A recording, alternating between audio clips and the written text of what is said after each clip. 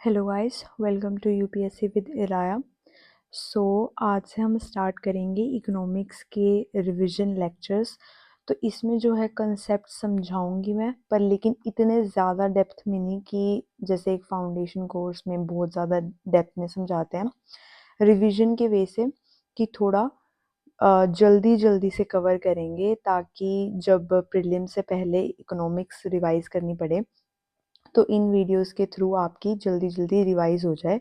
And इतना भी superficial नहीं कराऊंगी कि कुछ समझ में ना आए। So let's start. तो आज की वीडियो में जो हम करेंगे वो है बेसिक्स ऑफ इकोनॉमिक्स एंड थोड़ा सा क्या कहते हैं factors of production and law of demand and supply, और एक होता है प्रोडक्शन पॉसिबिलिटी कर्व, वो करेंगे। So let's start from the basics. तो जो इकोनॉमिक्स है वो हम क्यों पढ़ते हैं? क्योंकि जो ह्यूमंस का बिहेवियर है वो रोबोटिक तो होता नहीं है कि रोबोट्स की तरह इतना प्रेडिक्टेबल हो, पर लेकिन और हर इंडिविजुअल का जो बिहेवियर है वो बहुत ज़्यादा वेरी करता है। हर एक इंडिविजुअल का बिहेवियर अलग अलग होगा कि अगर मान लो किसी ने अपने पैसे खर्चने हैं, उनके पास 100 रुपये हैं सब लोगों के पास, तो वो 100 रुपये कैसे खर्चेंगे? हर इंडिविजुअल अलग अलग तरीके से खर्चेगा। बट अगर हम एक पूरे ग्रुप को देखें, पूरे ग्रुप में कुछ पैटर्न्स आइडेंटिफाई किए जा सकते हैं, एंड उन पैटर्न्स को स्टडी जो करता है वो है सब्जेक्ट इकोनॉमिक्स। ठीक है। तो इकोनॉमिक्स एक सोशल साइंस है जो कि साइंटिफिक मेथड्स यूज़ करता है इस एनालिसिस को कि ह्यूमन बिहेवियर कैसे स्टडी करें, वो डिसीजन कैसे लेते हैं, एंड सोसाइटी में ऑर्गेनाइजेशन कैसे होती है when it comes to economic things. तो इकोनॉमिक्स जो है वो टू टाइप्स में, टू ब्रांचेस में बटी हुई है, micro economics and macro economics. जो माइक्रो वाली है वो सारी चीज़ें स्टडी करती है एक इंडिविजुअल लेवल पे, कि फर्म्स या कंज्यूमर्स या वर्कर्स हैं अपने इंडिविजुअल लेवल पे कैसे डिसीजन ले रहे हैं। कि मान लो एक फर्म है तो उसका जो बजट है वो बजट कैसे खर्चे कि उसको मैक्सिमम से मैक्सिमम प्रॉफिट हो, कितना प्रोड्यूस करे। तो एक फर्म के लेवल पे पढ़ रहे हैं हम सिर्फ इंडिविजुअल की इनकम, वो कैसे अपनी वो डिस्ट्रीब्यूट कर सकता है डिफरेंट डिफरेंट घर के कामों में। तो इंडिविजुअल लेवल पे जो स्टडी करेंगे वो है माइक्रो इकोनॉमिक्स। इसका स्कोप क्या है कि इंडिविजुअल की डिसीजन मेकिंग स्टडी करते हैं, मार्केट इंटरेक्शंस कैसे होती हैं वो स्टडी करते हैं। एंड इसमें जो की एस्पेक्ट्स आते हैं वो है demand, supply, pricing, market structures and consequences of those decisions. फिर आता है मैक्रो इकोनॉमिक्स। मैक्रो इकोनॉमिक्स में जो है इंडिविजुअल की जगह, माइक्रो में तो इंडिविजुअल था, मैक्रो में पूरी इकोनॉमी को हम एज अ होल लेकर चलते हैं।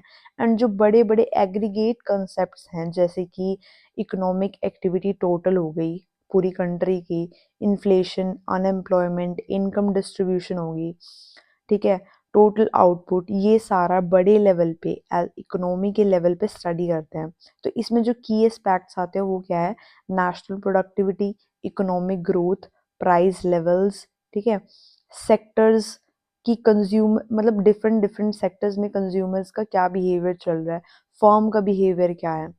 तो इनमें अगर कंपैरिजन करें माइक्रो और मैक्रो में, क्या होगा कि माइक्रो जो है वो माइक्रोस्कोपिक व्यू से देखता है, चीज़ों के स्पेसिफिक बिहेवियर को पढ़ने की कोशिश करता है। एंड मैक्रो इकोनॉमिक्स जो है वो है ब्रॉड लेवल को स्टडी करने वाली, जो ओवरऑल ट्रेंड्स है टेलीस्कोपिक व्यू से देखकर स्टडी करने वाली। फिर आता है हमारा पॉजिटिव एंड नॉर्मेटिव इकोनॉमिक्स। तो पॉजिटिव इकोनॉमिक्स में क्या है? इसमें जो स्टेट्समैन पास करते हैं वो टोटली फैक्ट बेस्ड होती है, ऑब्जेक्टिव होती हैं। इसका मेजर मेजर ये है कि पॉजिटिव इकोनॉमिक्स में एक स्टेटमेंट है वो टोटली फैक्ट बेस्ड होएगी, एंड उस फैक्ट को आप गलत प्रूव कर सकते हो। कैसे? चेक कर कर कि क्या वो फैक्ट सही है कि नहीं। एंड नॉर्मेटिव इकोनॉमिक्स में क्या है कि एक सब्जेक्टिव वैल्यू बेस्ड स्टेटमेंट होगी, उसको आप कहीं से भी काउंटर आर्ग्यू नहीं कर सकते, मतलब कि फैक्चुअली काउंटर आर्ग्यू नहीं कर सकते, क्योंकि वो तो एक ओपिनिएटेड स्टेटमेंट है। उसको गलत कैसे प्रूव करोगे जब उसका कोई फैक्ट का बेसिस नहीं है? मतलब डिबेट डिबेट वाले साइड में मत चले जाना कि नहीं, अगर हमें ये व्यू पॉइंट अच्छा नहीं लगता है तो उसको हम अपोज करेंगे ही नहीं। क्या आप उस स्टेटमेंट को गलत प्रूव कर सकते हो? उस स्टेटमेंट को गलत प्रूव नहीं कर सकते क्योंकि वो एक ओपिनियन सा होगा। तो जैसे एग्जांपल पॉजिटिव इकोनॉमिक्स का कि मान लो किसी ने बोला unemployment rate in India is 4%, तो इसको या तो आप गलत प्रूव कर सकते हो या फिर सही प्रूव कर सकते हो। कैसे चेक करके स्टेटिस्टिक्स, क्या एक्चुअल में अनएम्प्लॉयमेंट रेट 4% ही है? अगर 4% नहीं है, 5% है, तो इसको आपने गलत प्रूव कर दिया। पर जे नॉर्मेटिव इकोनॉमिक्स की स्टेटमेंट है कि मान लो किसी ने बोला कि India ought to curb unemployment, कि इंडिया को ज़रूरत है कि वो अनएम्प्लॉयमेंट कम करे। अब ये एक ओपिनियन है, इसको आप ना तो सही बोल सकते हो एंड ना ही गलत बोल सकते हो। तो normative opinion based and positive fact based. फिर आता है terms related to economics. Goods का हमें पता है tangible items, services intangible items. Wants and needs में डिफरेंस ये है कि वांट एक शौकिया तौर पे चीज़ होगी, इसके बिना हम सर्वाइव कर सकते हैं, तो नॉन एसेंशियल आइटम्स होगी जैसे कि आईफोन्स हो गए, आईपैड हो गए। नीड जो है वो एक एसेंशियल आइटम होगी कि उसके बिना सर्वाइवल बहुत मुश्किल है, जैसे कि फूड, शेल्टर, वाटर, एयर, ये नीड है। Wants are non essential. Resources क्या होते हैं, ये आगे डिटेल में करेंगे। फैक्टर्स ऑफ प्रोडक्शन, मतलब जो सारी टर्म्स यहाँ पे एक डिस्क्लेमर है कि यहाँ पे जो सारी इकोनॉमिक्स में हम टर्म्स करेंगे वो ज़रूरी नहीं है कि जो उनका इंग्लिश में लिटरल मीनिंग हो वो इकोनॉमिक्स में भी हो। कोई चीज़ें ऐसी भी आएंगी कुछ कुछ कि आपने इंग्लिश में उनका मतलब कुछ और पढ़ा है बट इकोनॉमिक्स में उसका टोटली मतलब कुछ और है। ठीक है, तो जैसे यहाँ पे रिसोर्सेज है, रिसोर्सेज में इकोनॉमिक्स में जैसे ही रिसोर्सेज वर्ड याद आता है तो आपको ये पता होना चाहिए कि ये फैक्टर्स ऑफ प्रोडक्शन की बात करेगा। लैंड, लेबर, कैपिटल, एंटरप्रेन्योरशिप, ये हम आगे पढ़ेंगे। फिर आती है स्कार्सिटी। अब इंग्लिश में ऑब्वियसली स्कार्सिटी किसी चीज़ की वो होती है कमी, इकोनॉमिक्स में भी यही है, बट ये कंसेप्ट कैसे लिंक्ड है कि अगर हम आज के टाइम में इकोनॉमिक्स पढ़ पा रहे हैं तो वो इस करके पढ़ पा रहे हैं कि हमारे पास ऑल ओवर वर्ल्ड जो सारे नेचुरल रिसोर्सेज हैं वो लिमिटेड हैं। ठीक है, मान लो कोई ये भी आर्ग्यू करे कि टेक्नोलॉजी काफ़ी बढ़ गई है, तो टेक्नोलॉजी बढ़ने के बाद भी अभी के टाइम पे एट प्रेजेंट लेवल टेक्नोलॉजी भी लिमिटेड है। टेक्नोलॉजी भी जो आगे बढ़ सकती है वो विद टाइम विद रिसर्च बढ़ेगी, तुरंत तो ऐसा कुछ होने नहीं वाला है। तो पूरे वर्ल्ड में हमारे पास लिमिटेड रिसोर्सेज है and as you all know कि पॉपुलेशन बढ़ती जा रही है पूरे वर्ल्ड की ही। मैं सिर्फ एक कंट्री का एग्जांपल नहीं दे रही, पूरे वर्ल्ड की ही पॉपुलेशन बढ़ती जा रही है। कुछ कंट्रीज में डेफिनेटली घट भी रही है बट ओवरऑल देखा जाए विद टाइम पॉपुलेशन तो बढ़ ही रही है, बट रिसोर्सेज सेम रेट पे नहीं बढ़ रहे हैं। तो हमारे पास लिमिटेड रिसोर्सेज है बट वर्ल्ड की अनलिमिटेड डिमांड है। इसी को कंट्री लेवल पे देखें तो एक कंट्री के पास लिमिटेड रिसोर्सेज होते हैं पर उसकी अनलिमिटेड डिमांड होती है। तो अब लिमिटेड रिसोर्सेज को वो अनलिमिटेड डिमांड में कैसे एलोकेट करना है, कैसे यूज़ करना है, कैसे इनकम जनरेट करनी है, कैसे डिस्ट्रीब्यूशन होगी उस चीज़ की। ठीक है, ये सारा हमें कौन बताएगा? इकोनॉमिक्स। तो कहने का मतलब ये है कि किसी भी कंट्री में स्कार्सिटी ऑफ रिसोर्सेज है, इसी वजह से इकोनॉमिक्स पढ़ी जा रही है। सिर्फ कंट्री में नहीं, इवन वर्ल्ड में अगर स्कार्सिटी ऑफ रिसोर्सेज नहीं होती तो इकोनॉमिक्स सब्जेक्ट एग्जिस्ट नहीं करता। ठीक है, तो लिमिटेड रिसोर्सेज है, अनलिमिटेड डिमांड्स है, इसको हम इकोनॉमिक्स में स्कार्सिटी कहते हैं। तो आगे क्या होगा कि एलोकेशन ऑफ स्कार्स रिसोर्सेज, इसको कैसे कैसे यूज़ किया जाए कि मैक्सिमम बेनिफिट हो सारी सोसाइटी को। फिर चॉइस है। अब जब हमारे पास लिमिटेड रिसोर्सेज हैं, ठीक है, अब मान लो कि एक बंदे के पास 2,000 रुपये हैं एंड वो शॉपिंग करने गया है एंड उसको घर वालों ने बोला है 2,000 से ज़्यादा कोई चीज़ नहीं लेके आनी एंड उसको ब्रांडेड खरीदने का शौक है, तो उसने 2 हुडीज़ पसंद करे, hoodie number 1 and hoodie number 2। ठीक है, एंड वो दोनों दोनों 2,000 के हैं। तो अब उसके पास जब पैसे ही 2,000 के हैं तो वो एक ही हुडी ले सकता है। ठीक है, तो यहाँ पे क्या है, उसके पास ये हो गए लिमिटेड रिसोर्सेज। बेशक उसकी वांट अनलिमिटेड हो बट रिसोर्सेज अभी उसके पास लिमिटेड ही है, तो उसको इन दोनों हुडीज में से ना चाहते हुए भी एक ही चूज करना पड़ेगा। ठीक है, तो जब जहाँ पर लिमिटेड रिसोर्सेज हो वहाँ पे चॉइस की बात पक्का आएगी, क्योंकि डिसीजन मेकिंग बिटवीन ऑल्टरनेटिव्स करना पड़ेगा। और फिर उसके कुछ कॉन्सिक्वेंसेस भी होंगे। तो इसमें कॉन्सिक्वेंसेस क्या हुआ, मान लो उसने हुडी नंबर 1 लिया, ठीक है, तो इसका कॉन्सिक्वेंस उसको हुडी नंबर 2 को जाने देना पड़ा, कि उसे छोड़ना पड़ा, उससे मन लगाव छोड़ना पड़ा। ये अब पढ़ेंगे, इसका इस कंसेप्ट का अपॉर्चुनिटी कोर्स कहते हैं, जो आने वाला है ये वाला भी। फिर आती है एफिशिएंसी टर्म। एफिशिएंसी जैसे जनरल टर्म्स में इंग्लिश में इसका मतलब है, सिमिलर ही यहाँ पे है, पर कंट्री के वे में देखा जाए तो कैसे, मान लो एक फर्म है, ठीक है, एक फर्म है, उसके पास जो भी रिसोर्सेज है, मतलब कि फैक्टर्स ऑफ प्रोडक्शन, लेबर वगैरह है, उस हिसाब से वो फर्म 10 शर्ट्स या फिर 10 आईफोन्स बना सकती है, ठीक है।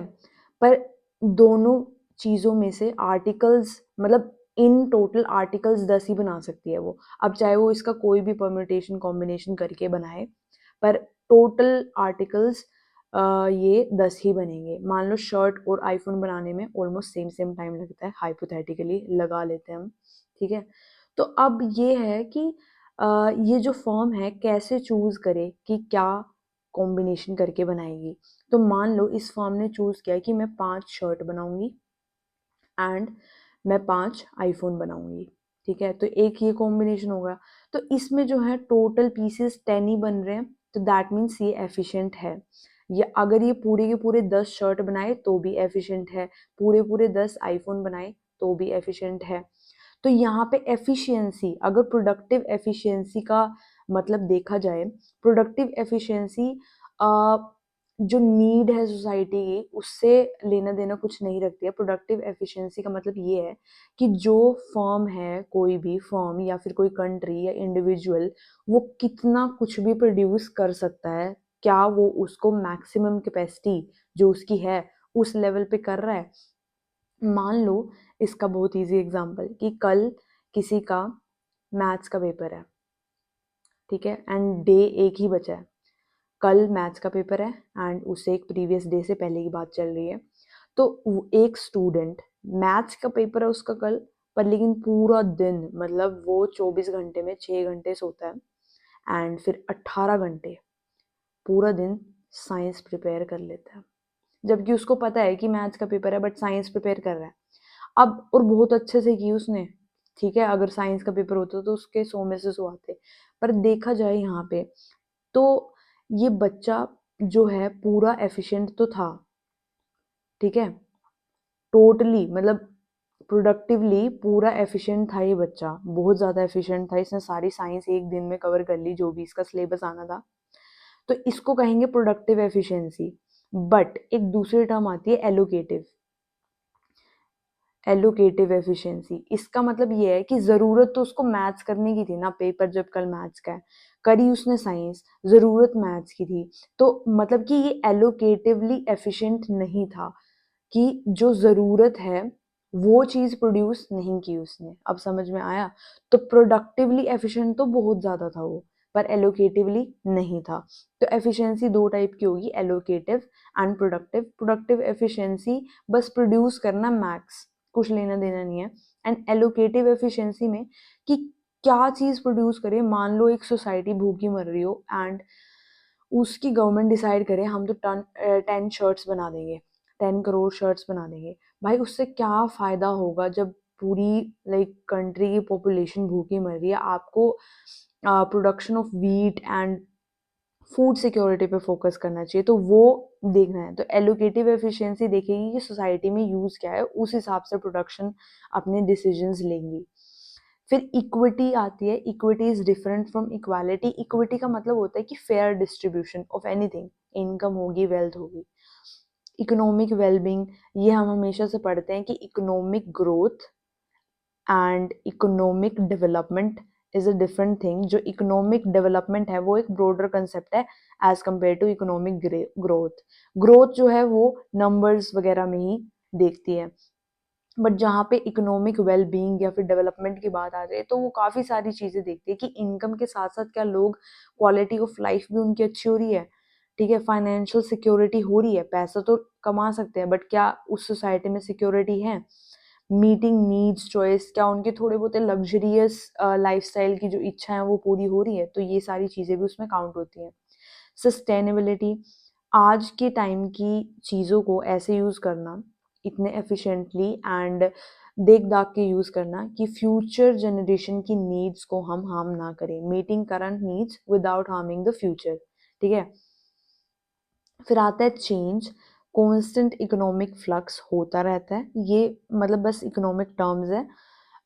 ऐसा लग रहा है आपको कि बहुत बेसिक है, बट ये कहीं ना कहीं जब नेशनल इनकम अकाउंटिंग वगैरह बड़ी बड़ी कंसेप्ट्स पढ़ेंगे तो जब ये टर्म्स आती हैं कि एफिशिएंसी, तो बच्चा लिटरल मीनिंग ले लेता है एंड फिर उसको कंसेप्ट समझ में नहीं आता। तो इस करके यहाँ पे स्कार्सिटी, चॉइस, अपॉर्चुनिटी कॉस्ट वगैरह ये सारी समझा रही हूँ। तो फिर आती है इंटरडिपेंडेंस की, जो सारे कंट्री में कंज्यूमर्स हैं, फर्म्स हैं, गवर्नमेंट्स हैं, ये सारे इंटरडिपेंडेंट हैं एंड इनके इंटरडिपेंडेंट होने की वजह से जो है इकोनॉमिक कॉन्सिक्वेंसेस होते हैं। इंटरवेंशन, कुछ टाइम गवर्नमेंट जो है मार्केट में इंटरवीन करती है, क्या एड्रेस करने के लिए, मार्केट फेलियर्स, कुछ भी एक्सट्रीमिटीज़। तभी हमारी कंट्री को मिक्स्ड इकोनॉमी कहते हैं, कि जहाँ पे भी एक्सट्रीमिटीज़ वाली हरकत होगी वहाँ पे गवर्नमेंट इंटरवीन करके एक बैलेंस क्रिएट करने की कोशिश करेगी। फिर स्कार्सिटी का मैंने कंसेप्ट बता दिया, ये मैंने बताया था, without scarcity economics would not exist. ठीक है, फिर एक कंसेप्ट आता है कि economic good and free good क्या होता है। अब इसमें लिटरल मीनिंग नहीं लेना, फ्री गुड का मतलब ये नहीं है कि जिसका कोई प्राइस ना हो। इकोनॉमिक्स के टर्म्स में इकोनॉमिक गुड वो होता है जो एक लिमिटेड क्वांटिटी में अवेलेबल हो एंड उसका एक प्राइस हो। ठीक है, उसको इकोनॉमिक गुड कहते हैं। जैसे कि पेट्रोल लगा लो, पेट्रोल एक नेचुरल रिसोर्स है, लिमिटेड क्वांटिटी में, ये नहीं है कि अनलिमिटेड सप्लाई है उसकी। ठीक है, पेट्रोल की लिमिटेड क्वांटिटी में अवेलेबल है एंड उसका एक प्राइस है, तो ये हो गया इकोनॉमिक गुड। अब फ्री गुड क्या होता है? फ्री गुड ये होता है कि अबंडेंटली उसकी सप्लाई है और उसकी कोई कॉस्ट नहीं है एंड अनलिमिटेड है। तो इसका एग्जांपल हो सकता है एयर इन रूरल एरियाज। मतलब रूरल ही क्यों लिखा, क्योंकि आजकल देखा जाए तो अर्बन एरियाज में एयर तो बहुत पोल्यूटेड हो गई है, तो मे बी कुछ लोग कॉन्ट्रडिक्ट करेंगे कि एयर अबंडेंटली सप्लाई नहीं है, तो इस करके मैंने नहीं, मतलब सारथी आईएएस के नोट्स में रूरल एरियाज लिखा हुआ है। फ्री गुड तो क्या हुआ कि अबंडेंट होगा वो, ठीक है, उसकी कोई कॉस्ट नहीं होगी एंड अनलिमिटेड सप्लाई होगा। इसमें दूसरी चीज़ ये भी है कि इस वाले में इकोनॉमिक गुड में हमेशा एक अपॉर्चुनिटी कॉस्ट होगी। ये अपॉर्चुनिटी कॉस्ट पढ़ने के बाद इसको थोड़ा डेप्थ में करेंगे। एंड फ्री गुड की कोई अपॉर्चुनिटी कॉस्ट नहीं होगी, तो इसको भी यहाँ पे छोड़ देते हैं ताकि अपॉर्चुनिटी कॉस्ट होने के बाद करें। फिर चॉइस का मैंने बता दिया कि स्कार्सिटी की वजह से चॉइस करनी पड़ेगी एंड उसके कुछ कॉन्सिक्वेंसेस होंगे वगैरह वगैरह। अपॉर्चुनिटी कॉस्ट क्या होती है? What is sacrifice to obtain something else. Hindi में बोले कुछ पाने के लिए कुछ खोना पड़ेगा। ठीक है, तो अपॉर्चुनिटी कॉस्ट की दूसरी डेफिनेशन ये भी हो सकती है कि वैल्यू गोर फोन, सॉरी क्या बोल दिया, value for gone of the best next alternative.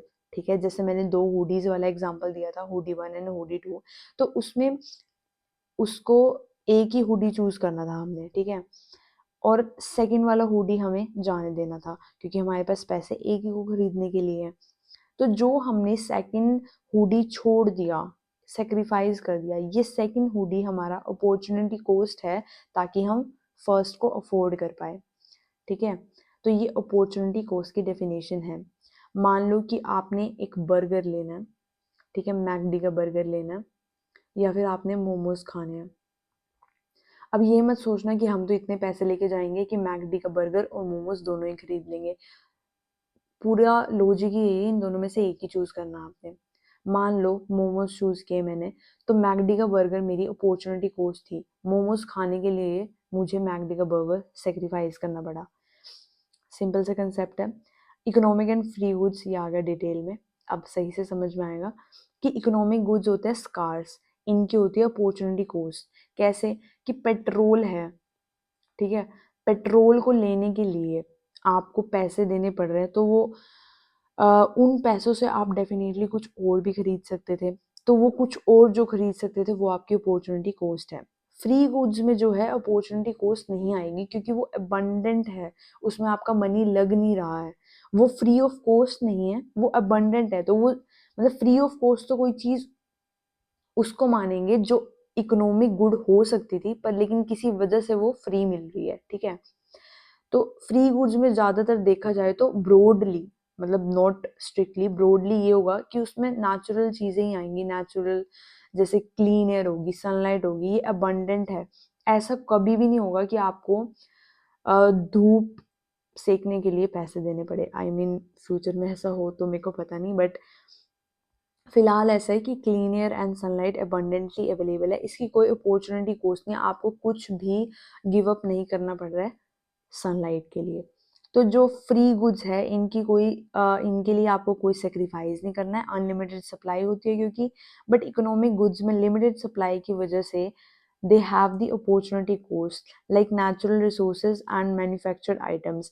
अब मैंने ये जो बोला कि नेचुरल रिसोर्सेज फ्री गुड्स में आते हैं, तो नेचुरल रिसोर्स तो पेट्रोल भी बोल सकते हैं, ये भी नेचुरल रिसोर्स है, बट ये लिमिटेड है। बट सनलाइट अनलिमिटेड है, तो ये आ गया हमारा इकोनॉमिक गुड में, क्योंकि इसको हम यूज भी ऐसे कर रहे हैं। सनलाइट अभी तक तो इकोनॉमिक गुड नहीं बना है। फ्यूचर में जैसे हालात हमारे एनवायरनमेंट के दिख रहे हैं, प्रोबेबली क्लीन एयर एक इकोनॉमिक गुड बनने का ओधा रखता है। तो नेचुरल रिसोर्सेज, मैन्युफैक्चर्ड आइटम्स जो हैं, जो मतलब जो मार्केट में चीज़ें मिल रही हैं, पेन हो गया, एक पेन खरीदने के लिए आपको पैसे देने पड़ेंगे, उससे आप एक नोटबुक, कोई छोटी सी डायरी क्यूट सी होती है वो भी खरीद सकते थे। तो वो छोटी सी क्यूट सी diary is the opportunity cost वो पेन खरीदने के लिए। तो contextual change, goods can shift from free to economic depending on the availability। जैसे कि पुराने टाइम में अर्ली अमेरिका जो था, उसमें इतना अबंडेंटली अवेलेबल था लैंड कि वो ऑलमोस्ट फ्री गुड था। बट आज के ज़माने में देखो तो वहाँ के क्या रेट हो रखे हैं। तो आज के ज़माने में वो फ्री गुड डेफिनेटली नहीं है, वहाँ का लैंड एक इकोनॉमिक गुड बन चुका है। और फिर आता है कि गवर्नमेंट प्रोवाइडेड गुड्स जो फ्री गुड मान सकते हैं, जैसे कि रोड्स है, पार्क्स हैं, इनके लिए कभी आपको पार्क में जाने के लिए, जो पब्लिक पार्क्स हैं उसमें जाने के लिए पैसे नहीं देने पड़े। तो ये फ्री, मतलब सिर्फ पैसा पैसा नहीं देखना, हमने ये भी देखना है कि जो फ्री गुड है वो अबंडेंटली अवेलेबल है। तो पार्क है, आप पार्क में ऑलमोस्ट हर टाइम जा सकते हो, कोई टाइमिंग्स मोस्ट पार्क्स में तो नहीं होती। और कॉमन रिसोर्सेज क्या हो गया, लिमिटेड एंड कैन डिप्लीट। तो अब जो ऐसे भी, मतलब ऑब्वियसली ये जो सारी क्लासिफिकेशन है इतनी ज़्यादा टाइट बॉक्सेस में नहीं है कि कोई भी चीज़ इसमें आएगी तो दूसरे में नहीं आएगी। Obviously with use and everything mix match चीज़ों का हो सकता है, क्योंकि टाइट क्लासिफिकेशन नहीं है ये इतनी। बस आपको कंसेप्ट समझ में आना चाहिए कि इकोनॉमिक गुड हुआ जिस पे पैसे देने पड़ रहे हैं, जो लिमिटेड सप्लाई है एंड इसकी अपॉर्चुनिटी कॉस्ट है। फ्री गुड क्या है, जिस पे पैसे नहीं देने पड़ रहे हैं, अबंडेंट सप्लाई है एंड कोई अपॉर्चुनिटी कॉस्ट नहीं है। ये तीन डिफरेंसेस पता होने चाहिए अगर कहीं एमसीक्यू में आए। फिर आता है यूटिलिटी। यूटिलिटी, अब इसकी जो गूगल वाली डेफिनेशन है उससे हट के यूटिलिटी का मतलब होता है इकोनॉमिक्स में the satisfaction a consumer gains after consuming a product. मान लो मैंने आज एक नई ड्रेस खरीदी, ठीक है, एंड कल एक पार्टी में मेरे को वो डाल के जानी है। तो जब मैं पार्टी में वो डाल के जाऊंगी मेरी खुशी अलग ही लेवल पे होगी, ठीक है। तो वो जो मैंने, मतलब मान लो कि वो ड्रेस 1500 की थी, ठीक है, 1500 की ड्रेस मतलब सही प्राइस में तो मिल ही गई।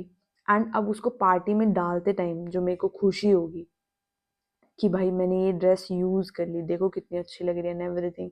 तो एक कस्टमर को एक प्रोडक्ट खरीदने के बाद जब उसको हम कंज्यूम करते हैं, यूज़ करते हैं, उससे जो खुशी और सेटिस्फैक्शन मिलती है उसको हम कहते हैं यूटिलिटी।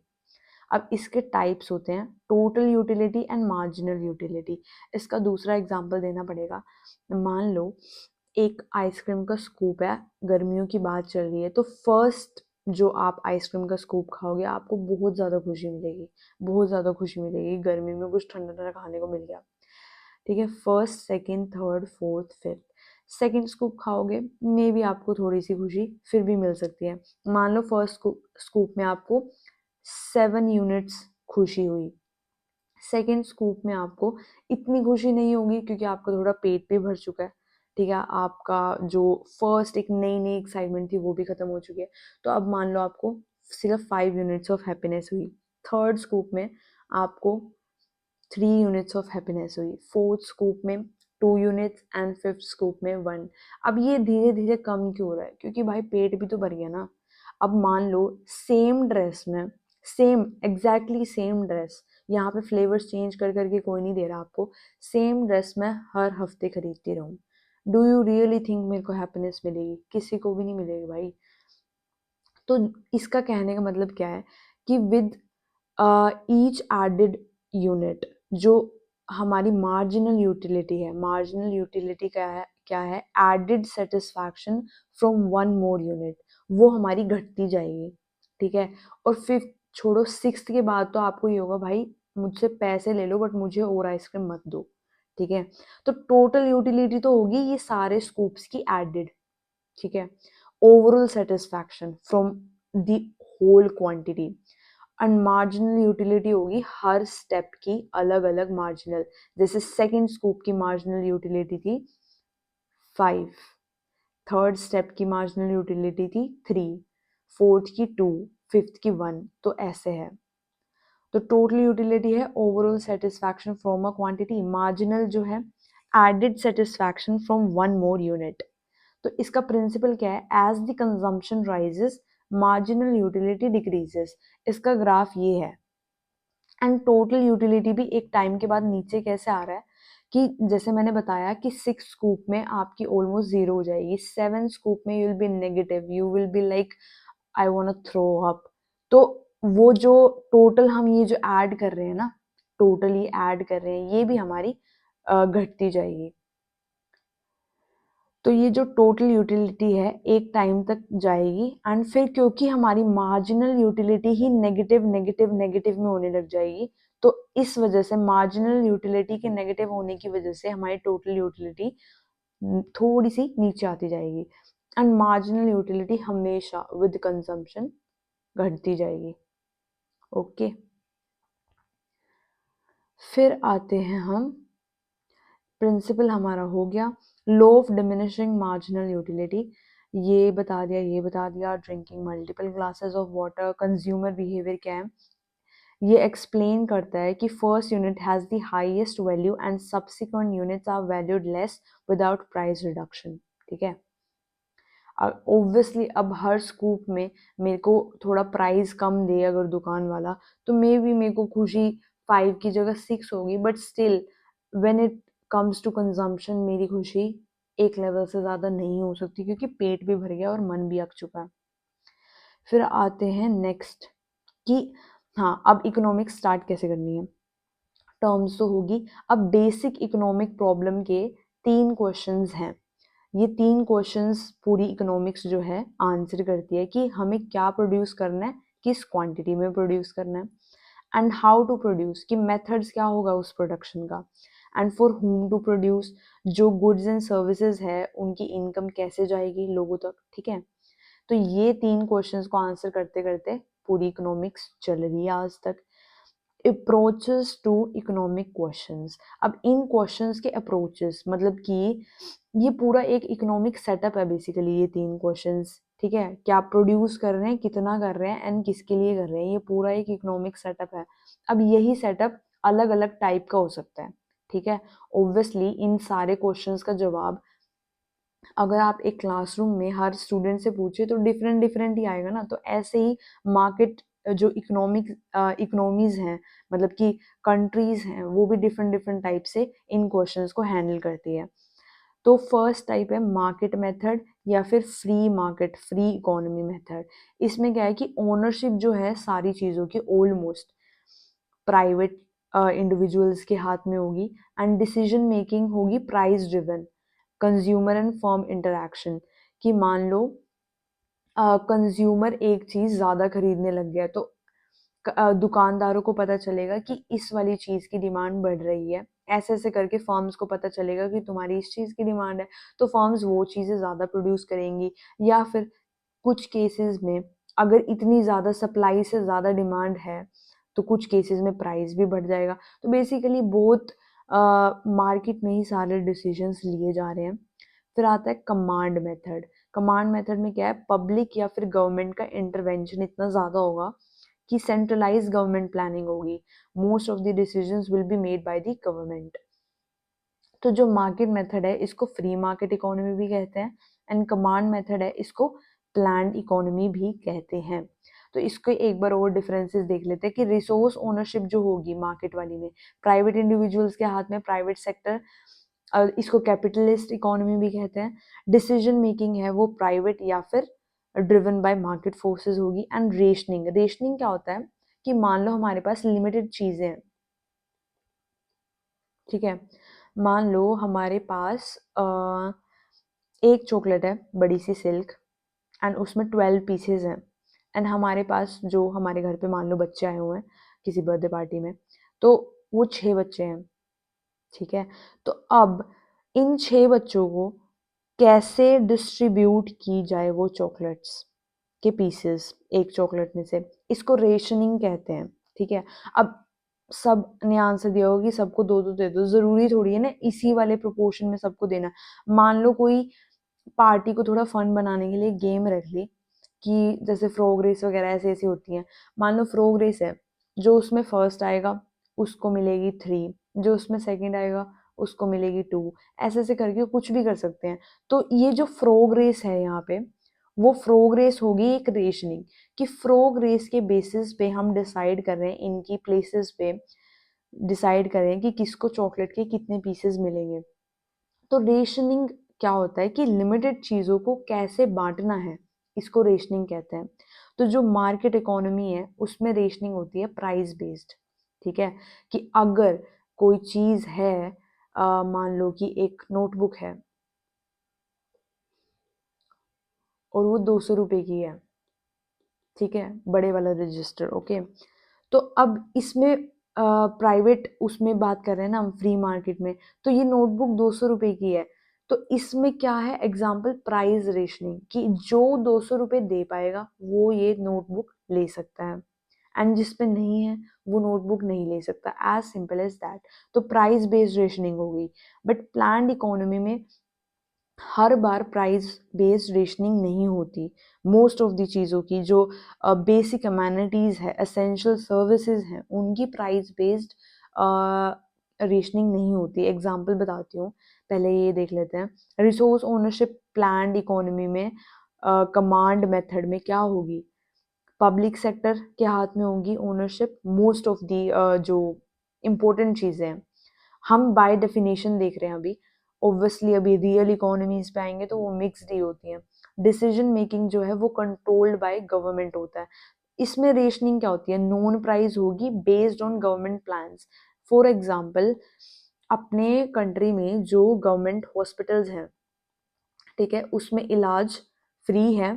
अब फ्री है तो सारे ले सकते हैं, बट कुछ तो रेशनिंग रखनी पड़ेगी ना, क्योंकि लिमिटेड, क्या कहते हैं, लिमिटेड सप्लाई है। मान लो उस हॉस्पिटल में सिर्फ 100 ही डॉक्टर्स हों, अब यहाँ पे पूरे दिन क्या पता 1000+ पेशेंट्स आते हो, तो कैसे, मतलब उन 1000 वालों को कैसे करेंगे, क्योंकि पैसे तो हम उनसे ले नहीं सकते, ठीक है। तो उनको किस बेसिस पे अंदर बुलाएंगे, तो वो हो गया लिस्ट, लिस्ट बेसिस पे जिसका नंबर पहले है उसको बुलाएंगे। या फिर उसमें ये भी कर सकते हैं कि जो बहुत ही क्रिटिकल केस है उसको प्लीज पहले भेज दो, ठीक है। तो ये नॉन प्राइस रेशनिंग होगी, वेटिंग लिस्ट होगी, और इमरजेंसी क्रिटिकल सिचुएशन, ये सारी होगी नॉन प्राइस रेशनिंग सिस्टम। तो ये रेशनिंग मेथड्स बताए हुए हैं। प्राइस रेशनिंग में ये बताया हुआ है कि allocation through prices, and outcome ये है कि प्रोडक्शन डिसाइड करते हैं। एंड नॉन प्राइस में हो गया कि government led allocation, centralize control over economic activities. अब डिसएडवांटेजेस ऑफ द सिस्टम। अब अगर प्योरली फ्री मार्केट है तो उसके डिसएडवांटेज, प्योरली फ्री मार्केट की बात कर रहे हैं कि गवर्नमेंट का कोई इंटरवेंशन नहीं है, सब कुछ कैपिटलिस्ट कर रहे हैं यहाँ पे, तो उसमें क्या होगा, जो हार्मफुल गुड्स हैं उनकी ओवर प्रोविजन होगी, ज़्यादा ही प्रोवाइड करने लग जाएंगे। मान लो सिगरेट हो गया, एल्कोहल होगा, अगर इनकी क्वांटिटी पे कोई रोक टोक नहीं लगाएगा, कोई टैक्स नहीं लगाएगा, कोई कुछ नहीं करेगा, इनका प्राइस कोई ज़्यादा करने वाला नहीं होगा, ठीक है, तो इस पे तो मतलब इसकी तो बहुत ज़्यादा मतलब डिमांड, ओब्वियसली जो एडिक्ट्स हैं वो तो मांगे ही मांगेंगे, एंड सप्लाई भी फिर उसी हिसाब से होगी, तो हार्मफुल गुड्स इकोनॉमी में ज़्यादा हो जाएंगे। एंड मेरिट गुड्स जिनकी ज़रूरत है, जैसे हेल्थ केयर, इस पे इतना ज़्यादा प्राइस लगा लगा कर बेचेंगे कि हेल्थ केयर आम लोगों को मिल ही नहीं पाएगी, तो इनइक्वालिटी आ जाएगी। इनइक्वालिटी, क्योंकि वल्नरेबल्स को कौन सपोर्ट करेगा, ऐसी फ्री मार्केट में वल्नरेबल्स को कौन सपोर्ट करेगा। फिर प्योरली प्लान्ड वाले में क्या है कि बहुत ज़्यादा कॉम्प्लेक्स सिस्टम हो जाएगा, हर चीज़ आप प्लान नहीं कर सकते, कि मतलब आपने प्लान ही कर लिया कि ये चीज़ इतने की बेचनी है, मान लो उसकी डिमांड कुछ ऐसी हो कि उस हिसाब से वो प्राइस सेट ना बैठ रहा हो, तो कोई प्राइस सिस्टम नहीं होगा, आर्बिट्रेरी डिसीजंस होंगे। अब एक जगह की मार्केट की डिमांड के हिसाब से प्राइस सेट हो रहा है, और एक जगह धक्के से कि भाई आलू 50 रुपए किलो ही बेचना है, चाहे क्या पता उसकी फसल कितनी हुई हो कितनी नहीं, तो इसका कोई मतलब नहीं बनता है, आर्बिट्रेरी डिसीजंस बिना किसी हिस्ट्री के पढ़े। लो मोटिवेशन, अब ऐसे में अगर आलू का रेट ऐसे फिक्स कर दिया, तो आलू अगर महंगे होने चाहिए, मान लो कि फसल कम हुई उस साल एंड और महंगे होने चाहिए, तो जिन जिन की फसल बच गई उनको ये थोड़ा सा बेनिफिट ये मिलना चाहिए कि उनके आलू महंगे बिकेंगे, बट अगर 50 रुपए ही फिक्स कर दिया है तो उनके पास क्या मोटिवेशन रहेगी अपने आलू बचा के रखने की, अपने फसल बचा के रखने की, ठीक है। लो मोटिवेशन होगी, loss of personal freedom, potential government corruption, तो करप्शन ही इतनी होगी, कोई फ्रीडम, कोई मार्केट में फ्रीडम ही नहीं है ना। तो या तो फ्री मार्केट हो या फिर प्लान्ड, इन सब का प्योर मतलब कि extreme version is not good for any country. तो जैसा मैंने पहले बताया था कि जो आज के टाइम की मॉडर्न इकोनॉमीज है वो मिक्स सिस्टम पे चलती है, कोई भी ना ही एक्सट्रीमली मतलब नंबर लाइन पे देखा जाए तो ना ही कोई कैपिटलिस्ट है ज़्यादा और ना ही इतनी कमांड वाले साइड पे है, उनमें प्रोपोर्शन वेरी कर सकता है। तो मिक्स्ड इकोनॉमी का डेफिनेशन क्या होगा कि blend of market mechanism and government planning होगी। करेक्टरिस्टिक्स क्या होगी, प्राइवेट एंड पब्लिक सेक्टर्स की मतलब जो शेयर होगी ओनरशिप में वो काइंड ऑफ इक्वल होगी, इक्वल मतलब ऑब्वियसली एग्जैक्टली इक्वल नहीं होगी, बट दोनों का अच्छा खासा शेयर होगा। Balance varies by country and evolving into market based mix systems, तो कंट्री टू कंट्री वेरी कर सकता है इसका बैलेंस की प्रोपोर्शन क्या रहेगा प्लान्ड एंड मार्केट इकोनॉमी के फीचर्स का। जैसे कि प्राइवेट सेक्टर का रोल है वो ये डिटरमाइन करेगा कि प्रोडक्शन सेल्स के डिसीजंस कैसे लेने हैं, एंड गवर्नमेंट का रोल ये रहेगा कि जो पब्लिक सर्विसेज हैं वो तो गवर्नमेंट प्रोवाइड करे अपने ठीक से रेट में, जैसे हेल्थ केयर हो गया, इंफ्रास्ट्रक्चर होगा, रोड हो गया, ट्रांसपोर्ट, पब्लिक ट्रांसपोर्ट हो गया, मेट्रोज, रेलवेज, ठीक है। And it influences the private sector through it's policies like regulation, taxes, कई बार सब्सिडीज एंड प्रोडक्शन के वे से। तो बेसिकली गवर्नमेंट ये चीज़ें देखता है मिक्स्ड इकोनॉमी में, एंड प्राइवेट सेक्टर ओवरऑल अपना प्रोडक्शन सेल देखता है। जो असेंशियल सर्विसेज हैं पब्लिक के लिए वो गवर्नमेंट कोशिश करती है कि गवर्नमेंट ही हैंडल करे। तो एग्जांपल देख सकते हैं, जैसे यूएस एंड यूके है, ये मार्केट डोमिनेंट इकोनॉमीज हैं, इसमें गवर्नमेंट की लिमिटेड इंटरवेंशन रहेगी। जो नॉर्डिक कंट्रीज हैं जो स्कैंडिनेवियन प्लेट्यू के ऊपर पड़ती हैं, they focus on the income redistribution, and Japan में coordination with private sector activities, ठीक है। फिर आता है resource allocation and income distribution in economies में कैसे होता है।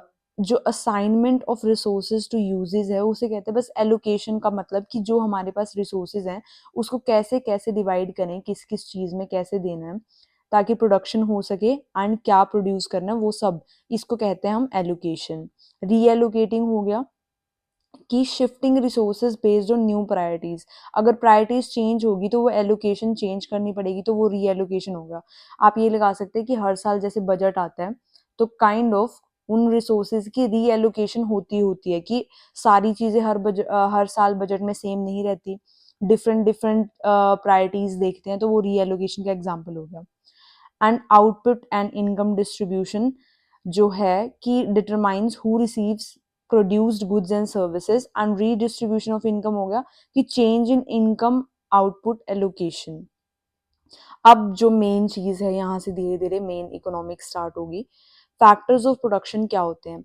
अब जहाँ पे मैंने आपको बताया था कि इंग्लिश के टर्म्स जो उनका लिटरल मीनिंग है वो ज़रूरी नहीं है कि उन्हीं टर्म्स का मतलब इकोनॉमिक्स में सेम हो।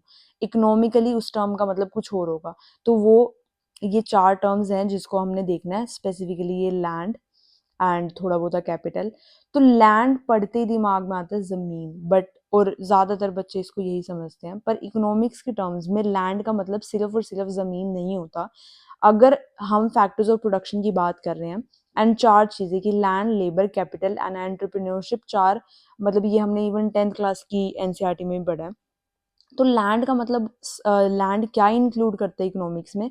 सारे नेचुरल रिसोर्सेज, लैंड के ऊपर उगने वाले, उसके नीचे मिलने वाले, सी के पानी में मिलने वाले, ओशन बॉटम में मिलने वाले, जो सारे नेचुरल रिसोर्सेज हैं उनको हम ऑल टुगेदर लैंड कहते हैं इकोनॉमिक्स में। ठीक है, जैसे कि मिनरल्स हो गए, फॉरेस्ट हो गए। तो बेसिकली अगर कोई नेचुरल सोर्स एक फॉरेस्ट है तो उसको भी हम लैंड कह रहे हैं। अगर हमको एक ओशन में से फिश मिल रही है, मतलब फिश का बिजनेस, फिशिंग का बिजनेस चल रहा है, तो उस फिश को भी इकोनॉमिकली हम लैंड कहेंगे। ठीक है, एंड लैंड से हमें क्या मिलता है? रेंट। फिर आता है लेबर। लेबर सिर्फ और सिर्फ फिजिकल लेबर की बात नहीं हो रही यहाँ पे। जो भी ह्यूमन एफर्ट है पूरी इकोनॉमी में, जो भी ह्यूमन अपना कंट्रीब्यूशन दे रहा है उसे हम कहते हैं लेबर। तो वो मैनुअल भी हो सकता है एंड इंटेलेक्चुअल भी हो सकता है। लेबर से हमें क्या मिलती है? वेजेस। फिर आता है कैपिटल। अब कैपिटल की एक जनरल जो डेफिनेशन होती है वो होती है कि anything that generates future benefits. तो ये हम आगे देखेंगे। फिलहाल के लिए कैपिटल ये है कि फिजिकल एसेट्स जो आगे अगर मतलब बेनिफिट जनरेट करेगी तो उसको कहते हैं हम इंटरेस्ट, कि कैपिटल से हमें इंटरेस्ट मिलता है। यहाँ पे फिजिकल कैपिटल ही क्यों लिखा है? जरूरी नहीं कि फिजिकली कैपिटल हो। अब यहाँ पे देखेंगे टाइप्स ऑफ कैपिटल बहुत सारे होते हैं। तो फिजिकल ही क्यों कहते हैं ये भी मैं बताऊंगी, क्योंकि इनके कहीं ना कहीं ये इन वाले डिफरेंट उसमें क्लासिफिकेशन में इंक्लूड हो चुके हैं। तो कैपिटल का होगा कि फिजिकल एसेट्स, जैसे कि अगर जनरली बोलें तो कैपिटल वो चीज होगी कि मान लो कोई मशीनरी होगी जो आगे प्रोडक्शन में हेल्प करेगी हमें। ठीक है, तो उसको हम कैपिटल कह देंगे कि ऑलरेडी एक ऐसी चीज है जो और प्रोडक्शन में हमें हेल्प करेगी एज अ टूल, तो उसे हम कैपिटल कह देते हैं। फिर आती है एंटरप्रेन्योरशिप। एंटरप्रेन्योरशिप का काम क्या है? जो रिस्क टेकिंग है, जो मैनेजमेंट स्किल्स हैं, वो रिस्क लेते हैं, इन्वेस्टमेंट करते हैं अपने पैसे की, इंटेलेक्चुअल उसमें चीज लगाते हैं। तो वो सारा इनोवेशन एंड रिस्क टेकिंग एक एंटरप्रेन्योर करता है। तो एंटरप्रेन्योरशिप से हमें मिलता है प्रॉफिट। अब देखते हैं टाइप्स ऑफ कैपिटल। ये रफ एंड टफ इसकी क्लासिफिकेशन है। फिजिकल कैपिटल मैंने बता दिया, जो ये वाला है ये सेम है कि man made resources, man made कोई रिसोर्स होएगा जो फर्दर प्रोडक्शन में हमें हेल्प करेगा। जैसे कि कोई मशीन बना दी, तो वो मशीन, टीवी हो गया, नहीं टीवी तो किसी प्रोडक्शन में काम ही नहीं करता है। मान लो कॉफी मेकिंग मशीन है जो स्टारबक्स वाले यूज करते हैं, तो ये कॉफी मेकिंग मशीन जो है एक मैन मेड मशीन है, एंड ये आगे प्रोडक्शन ऑफ कॉफी में हेल्प कर रही है जिसको बेच के स्टारबक्स वाले अपना कमा रहे हैं। तो ये फिजिकल कैपिटल होगा। तो कैसे याद रखना? मैन मेड रिसोर्स होना चाहिए जो फर्दर प्रोडक्शन में हेल्प करे। फिर ह्यूमन कैपिटल क्या होता है? ह्यूमन कैपिटल होगा उनको जितनी भी स्किल्स आती होंगी, वो जितने भी ज्यादा एजुकेटेड होंगे, अगर उनकी अच्छी हेल्थ होगी, अगर ये सारी चीजें ऐसी अच्छी स्किल्स, एजुकेशन, हेल्थ उनके पास हैं, तो वो अच्छे से लेबर कर पाएंगे, अपना इंटेलेक्चुअल कंट्रीब्यूशन दे पाएंगे, अपना फिजिकल कंट्रीब्यूशन दे पाएंगे, एंड तो इससे इकोनॉमी को फायदा होता है।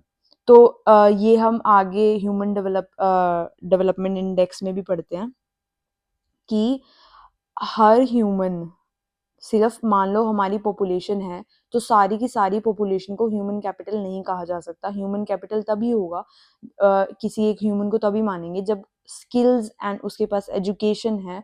तो ह्यूमन कैपिटल एक ब्रॉडर टर्म है देन सिंपल ह्यूमन एग्जिस्टिंग।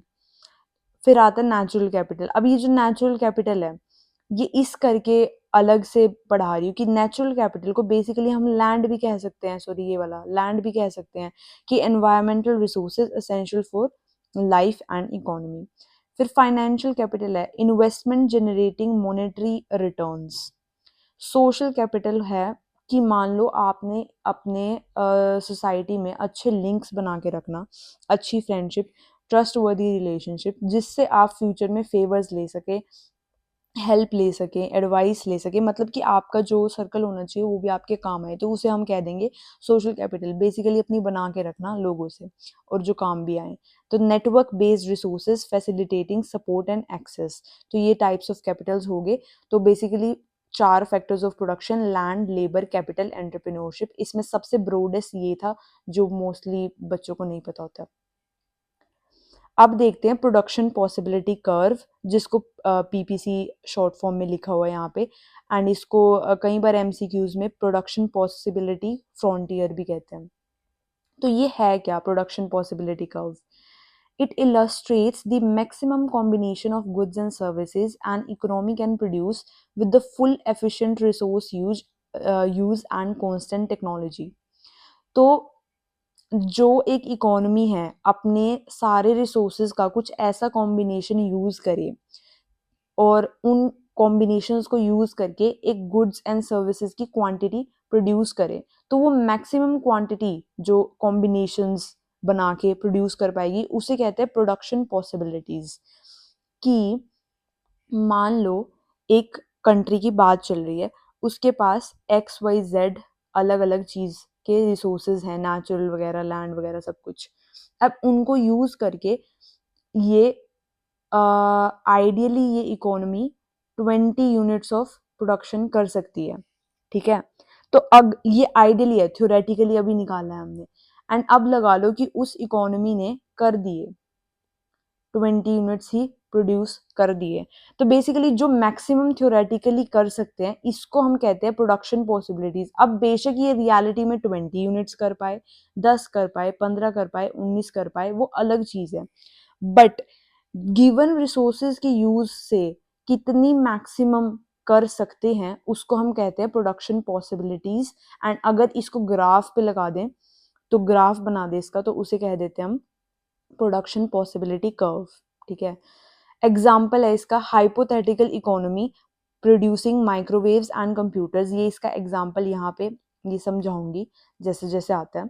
तो अब ये वाला ग्राफ देखेंगे एंड ये वाला एग्जाम्पल देखेंगे कि मान लो एक फर्म है एंड उस फर्म में 20 वर्कर्स हैं, 10 एंड 10 डिवाइड करके ये 10-10 स्पेशलिस्ट है किस किस चीज़ के, 10 तो स्पेशलिस्ट है माइक्रोवेव्स प्रोड्यूस करने के लिए एंड 10 स्पेशलिस्ट है कंप्यूटर बनाने के लिए।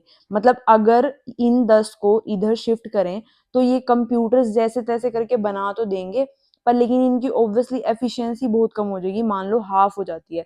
कि ये जो सारे स्पेशलिस्ट हैं 10 वाले हैं जो एक दिन में 10 कंप्यूटर्स बना सकते हैं एक बंदा, तो एक दिन में 10 कंप्यूटर्स बनेंगे सबका मिला के, ठीक है। एंड ये भी ऐसे ही 10 माइक्रोवेव्स बना सकते हैं, एक एक बंदा एक माइक्रोवेव एक दिन में मैन्युफैक्चर कर देता है। पर अगर माइक्रोवेव वाले को कंप्यूटर बनाने के लिए बोले तो वो एक दिन में एक कंप्यूटर नहीं बल्कि हाफ कंप्यूटर ही मैन्युफैक्चर कर पाएगा।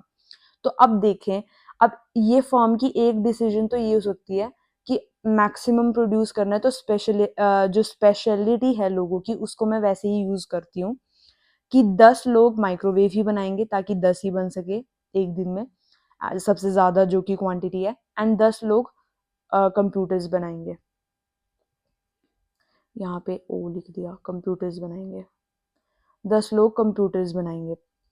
अब अगर मान लो इनको जो फर्म की ओनर है उसे लगे कि नहीं मुझे सारे ही जो वर्कर्स हैं वो माइक्रोवेव बनाने में ही लगाने हैं, तो 10 के जो स्पेशलिस्ट होंगे वो 10 माइक्रोवेव तो बना देंगे, बट जो कंप्यूटर वाले होंगे उनकी एफिशिएंसी हाफ होगी, तो वो सिर्फ 5 ही माइक्रोवेव बना पाएंगे। तो ऐसे 15 और 0, और इसी का वाइस वर्सा हो गया 0 और 15।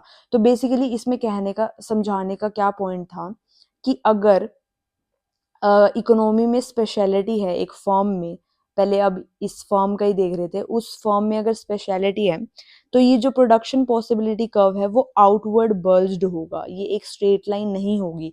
क्योंकि मान लो कि इस सी पे तो ये हो गया 10-10 वाला, ठीक है, इस सी पे तो हो गया ये 10-10 वाली सिचुएशन की स्पेशलिटी प्रॉपर से यूज हो पा रही है। बट अगर ये ऊपर नीचे शिफ्ट होते हैं तो उसमें जो ये जैसे ये सारे माइक्रोवेव्स बनाने या फिर सारे कंप्यूटर्स बनाने हैं तो उसमें कहीं ना कहीं जो स्पेशलिटी है वो धक्के से कहीं और घुसाई जा रही है, तो उसकी क्वांटिटी ऑफ प्रोडक्शन कम हो जाएगी। जैसे इसमें टोटल यूनिट्स बन रही थी 20, इसमें टोटल यूनिट्स 15-15 बन रही है, तो इस करके ये कर्व यहाँ से ऐसे मुड़ जाएगा, ठीक है। तो अब ये देखना है, ये समझ में आ गया कि मैक्सिमम पॉसिबिलिटी इस कर्व पे बन सकती है। सारी ये यहाँ पे मैक्सिमम पॉसिबिलिटीज ही हैं, बस इसमें ये कम ज्यादा क्यों हो रही है कि यहाँ पे 10 और यहाँ पे कहीं 15 क्यों हो रही है, क्योंकि स्पेशलिटी के चक्कर में। परंतु फिर भी यहाँ पे 15 बनाने के बाद भी फैक्टर्स ऑफ प्रोडक्शन तो 20 के 20 वर्कर फुल एफिशिएंसी पे यूज करें ना, तो ये इस करके इसी लाइन पे पॉइंट आएगा।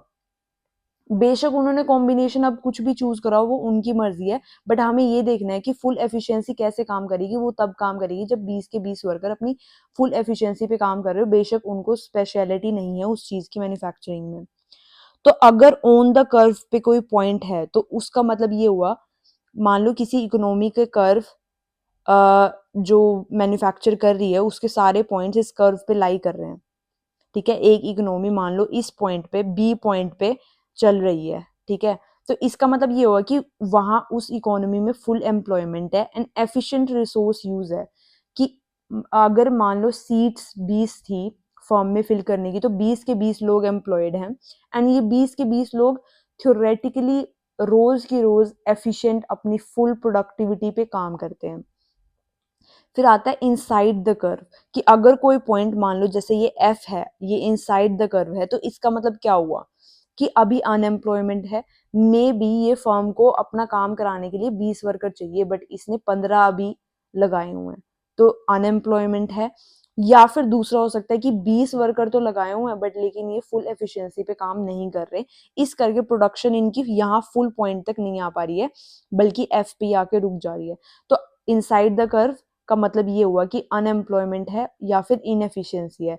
और आउटसाइड द कर्व, इस कर्व से आउटसाइड वाला पॉइंट करंट रिसोर्सेज के हिसाब से अनअटेनेबल है, उसके लिए नीचे सिचुएशन दिखेगी। अगर आउटसाइड द कर्व हमें जाना है तो कैसे जाना पड़ेगा, बट फिलहाल गिवन रिसोर्सेज पे वो पॉइंट अनअटेनेबल है। तो इस ग्राफ में 3 चीजें याद रखनी है एमसीक्यू के लिए, कि अगर कोई भी पॉइंट इस कर्व पे लाई करता है that means full efficiency, production possibility curve पे वो काम कर रहा है, full employment and full efficiency use हो रही है। अंदर है तो ये यूज नहीं हो रही, बाहर है तो वो अभी अनअटेनेबल है। गिवन रिसोर्सेज जो स्टेगनेंट रिसोर्सेज है कि इतने ही फिक्स्ड हैं, उस पे ये आउटसाइड वाला पॉइंट अनअटेनेबल है। And conditions for the maximum output मैंने बताया कि फुल एम्प्लॉयमेंट होनी चाहिए एंड एफिशिएंट यूज होनी चाहिए। की इकोनॉमिक्स के कंसेप्ट है इसमें जो कर्व में लगेंगे कि स्कार्सिटी, एक लिमिटेड अमाउंट ऑफ रिसोर्सेज है, उन्हीं को यूज करके हमने अपनी प्रोडक्शन करनी है। तो economy can not produce beyond PPC due to limited resources. फिर चॉइस है कि कॉम्बिनेशन कौन सा डिसाइड करें, जैसे कि ये कि क्या वो 20 बनाना चाहते हैं, क्या वो 15 बनाना चाहते हैं। अब ये उनकी चॉइस रेट पे भी डिपेंड कर सकती है, तो जरूरी नहीं है कि 20 वाले में ही ज्यादा फायदा होगा। क्या पता इस वाले केस में जैसे माइक्रोवेव 15 के 15 बना रहे कि माइक्रोवेव का प्राइस इतना ज्यादा होगा कि फर्म को सारे माइक्रोवेव्स बनाने में ही फायदा हो रहा है। तो ये डिसीजन डिसाइड करना कि चॉइस करना, एक कुछ चूज करना पड़ेगा कि कौन सा कॉम्बिनेशन यूज करके हम गुड्स एंड सर्विसेज को प्रोड्यूस करें। फिर अब ये चूज करेंगे तो अपॉर्चुनिटी कॉस्ट आएगी, sacrifice of one good for the production of another when operating on the PPC. अब एक और चीज कि अगर पीपीसी के ऊपर ये पॉइंट, मान लो अभी मेरा मन है कि मैं डी के हिसाब से प्रोड्यूस करूंगी इतने यूनिट्स, फिर मेरा मन है सी के हिसाब से करूंगी या बी या ए। तो अगर पीपीसी के ऊपर मैं मूव कर रही हूँ अपने कॉम्बिनेशंस को, तो इसका मतलब ये हुआ कि अभी मेरे को कुछ ना कुछ सेक्रीफाइस करना पड़ रहा है एक गुड दूसरा प्रोडक्शन करने के लिए, जैसे कि यहाँ पे 15 मेरे को माइक्रोवेव्स करने थे, तो मान लो अगर 13 करने होते या कुछ भी करने होते तो कुछ कंप्यूटर्स मेरे को जाने देने पड़ते कि वो कंप्यूटर्स तो मैं 20 वर्कर्स में नहीं बना पाऊंगी। तो इस प्रोडक्शन पॉसिबिलिटी कर्व पे इधर उधर मूव करने के लिए मेरे को हमेशा अपॉर्चुनिटी कॉस्ट आएगी एंड एक मैक्सिमम पॉइंट होएगा, ऊपर नीचे जाते हुए अपॉर्चुनिटी कॉस्ट हमारी इंक्रीज भी होती जाएगी। ठीक है, ये हो गया पॉइंट। बट अगर वो पॉइंट एफ है, तो अब अगर कोई आपको बोले कि इस पॉइंट एफ से लेके इस पॉइंट तक मूव करना है, तो क्या कोई अपॉर्चुनिटी कॉस्ट आएगी? नहीं, क्योंकि अभी अपना इनएफिशिएंट वे पे काम कर रहा है, तो इससे तो हम और ऊपर जा ही सकते हैं, हमें कुछ फोरगोन नहीं करना पड़ रहा।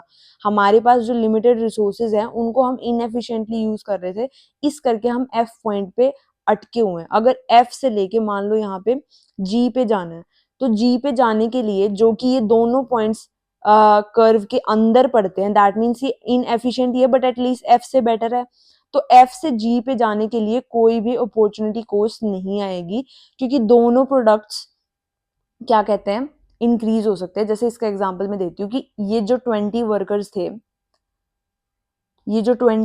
थे ये काम कर रहे हैं, तो मैक्सिमम ये 20 बना सकते थे अपनी स्पेशलिटी के हिसाब से, बट मान लो ये लोग इतने अच्छे से काम नहीं करते हैं एंड 10 वर्कर्स पूरा दिन काम करने के बाद भी ये अपने साथ माइक्रोवेव बनाते हैं एंड ये अपने साथ कंप्यूटर्स बनाते हैं। तो ये पॉइंट मान लो एफ पॉइंट पे ये 7 का काम चल रहा है, तो अब ये इनएफिशिएंटली काम कर रहे हैं, इस करके 7 बन पा रहे हैं, बट हमारे पास लोग तो 20 ही हैं जो हमने एम्प्लॉय कर रखे हैं।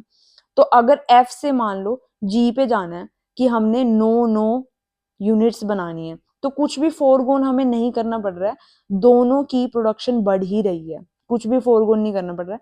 जो फोरगोन करना पड़ेगा वो सिर्फ और सिर्फ कर्व के ऊपर वाली लाइन के ऊपर मूव करेंगे, तभी अपॉर्चुनिटी कॉस्ट आएगी। अंदर से इधर उधर शिफ्ट करोगे तो कोई अपॉर्चुनिटी कॉस्ट नहीं आएगी। तो शेप ऑफ पीपीसी मैंने बता दी कि आउटवर्ड बोर्ड होगी, क्योंकि अगर वहां पे स्पेशलिटी है लोगों की कि एफिशिएंसी, डिफरेंट एफिशिएंसी है रिसोर्सेज की, कि ये रिसोर्सेज ये बनाने के लिए यूज हो सकते हैं, बट अगर आप उन रिसोर्सेज की किसी और चीज को धक्के से बनाने की कोशिश करोगे तो एफिशिएंसी घट जाएगी। तो इस करके जहां पे स्पेशलिटी आ गई वहां पे आउटवर्ड बोर्ड होगा, ऐसे कर्व्ड कर्व आएगा। बट अगर स्पेशलिटी नहीं है, कि मान लो ये माइक्रोवेव्स या कंप्यूटर्स बनाने की फॉर्म ना होती, ये दो चीज बनाते हैं, एक बास्केटबॉल एंड एक फुटबॉल, तो दोनों सिमिलर सी चीज है, इसमें स्पेशलिटी की कोई चीज नहीं है, तो बास्केटबॉल एंड फुटबॉल का कर्व एक स्ट्रेट लाइन आएगा। ठीक है, क्योंकि इसमें कांस्टेंट अपॉर्चुनिटी कॉस्ट होगी and resources equally suited for producing both. Football and basketball का एग्जांपल याद रखना। अब पोटेंशियल जीडीपी एंड पीपीसी कैसे लिंक्ड है? कुछ नहीं है, जो पीपीसी प्रोडक्शन पॉसिबिलिटी कर्व, मतलब आपको इसके नाम के ब्रेकडाउन से पता चलना चाहिए कि क्या नाम है। प्रोडक्शन पॉसिबिलिटी कर्व था कि कितनी प्रोडक्शन की हमारे पास पॉसिबिलिटी है। अब ऐसे ही पोटेंशियल जीडीपी, ये भी एक हाइपोथेटिकल टर्म है। हाइपोथेटिकल टर्म से मेरा मतलब कि एक्चुअल में अभी यूज नहीं कर रहे हैं हम इसको, इस पॉइंट पे पहुंचे नहीं है, बट इतनी हमारी इकोनॉमी की कैपेसिटी है कि इतना जीडीपी हो सकता है थ्योरेटिकली, अगर हम अपने सारे रिसोर्सेज को बिल्कुल परफेक्ट आइडियल वे में यूज करें। तो ऑन द पीपीसी है, तो हमारे पास पोटेंशियल जीडीपी काम कर रहा है, इट रिप्रेजेंट्स पोटेंशियल जीडीपी। अगर कोई पॉइंट पीपीसी के ऊपर लाई कर रहा है, ऐसे लाइन के ऊपर लाई कर रहा है, तो फुल रिसोर्स एम्प्लॉयमेंट है। इनसाइड पीपीसी है तो बिलो पोटेंशियल जीडीपी है due to unemployment and inefficiency, and beyond है वो अनअटेनेबल है विद द गिवन रिसोर्सेज। फिर आता है कि शिफ्ट्स देखते हैं, इस ग्राफ में शिफ्ट्स कैसे होते हैं, कि आउटवर्ड शिफ्ट अगर इस लाइन से बाहर जाना है तो वो कैसे होगा? वो तभी होगा कि या तो रिसोर्स की क्वांटिटी बढ़ चुकी है, मतलब जो फिक्स्ड थे वो हमें कहीं से रिसोर्स और मिल गए हैं, या फिर रिसोर्स क्वालिटी इंक्रीज हो गई है। तो मान लो जैसे कोल की क्वालिटी होती है, तो कोई बहुत हाई क्वालिटी कोल मिल गया कि उससे हमारी एफिशिएंसी ही इंक्रीज हो गई है, या फिर टेक्नोलॉजिकल एडवांसमेंट्स इतनी हो चुकी हैं कि लिमिटेड रिसोर्सेज होने के बावजूद भी हम प्रोडक्शन पॉसिबिलिटी कर्व के आउटसाइड में जाके प्रोड्यूस कर पा रहे हैं।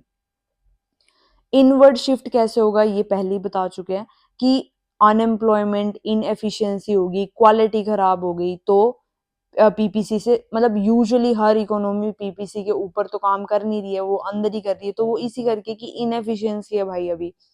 एंड नॉन यूनिफॉर्म शिफ्ट, कि किसी एक गुड की प्रोडक्शन को हमने ज्यादा फेवर कर दिया होगा rather than the other. And efficiency sustainability क्या होती है? एफिशिएंसी फुल रिसोर्स यूज होगा, inefficiency operating inside the PPC. And sustainability कि इतना ज्यादा ओवर यूज करेंगे तो वो फ्यूचर प्रोडक्शन पॉसिबिलिटीज को हार्म भी कर सकती है। सस्टेनेबिलिटी की डेफिनेशन आपको एनवायरनमेंट से पता ही होगी। Economic growth and economic development में इकोनॉमिक ग्रोथ एक नैरो टर्म है एंड इकोनॉमिक डेवलपमेंट एक ब्रॉडर टर्म है। इकोनॉमिक डेवलपमेंट है, it also focuses on the welfare broader measures. तो अब हम स्टार्ट करते हैं अपना डिमांड का टॉपिक। तो डिमांड क्या होती है? Quantity of a good and services a consumer are willing and able to buy at a given price and at a given time. तो इसमें सबसे बड़ी एंड इम्पोर्टेंट चीज क्या है? Willingness and ability. एबिलिटी में बोलूंगी ज्यादा इंपॉर्टेंट है, क्योंकि विलिंगनेस तो बहुत चीजों की होती है। मान लो, मान लो क्या, वैसे है ही है कि मेरा जी वैगन लेना एक सपना है, फ्यूचर में ले तो लूंगी, बट अभी एट करंट सिचुएशन मेरे पास पैसे नहीं है, दैट मीन्स एबिलिटी इतनी नहीं है।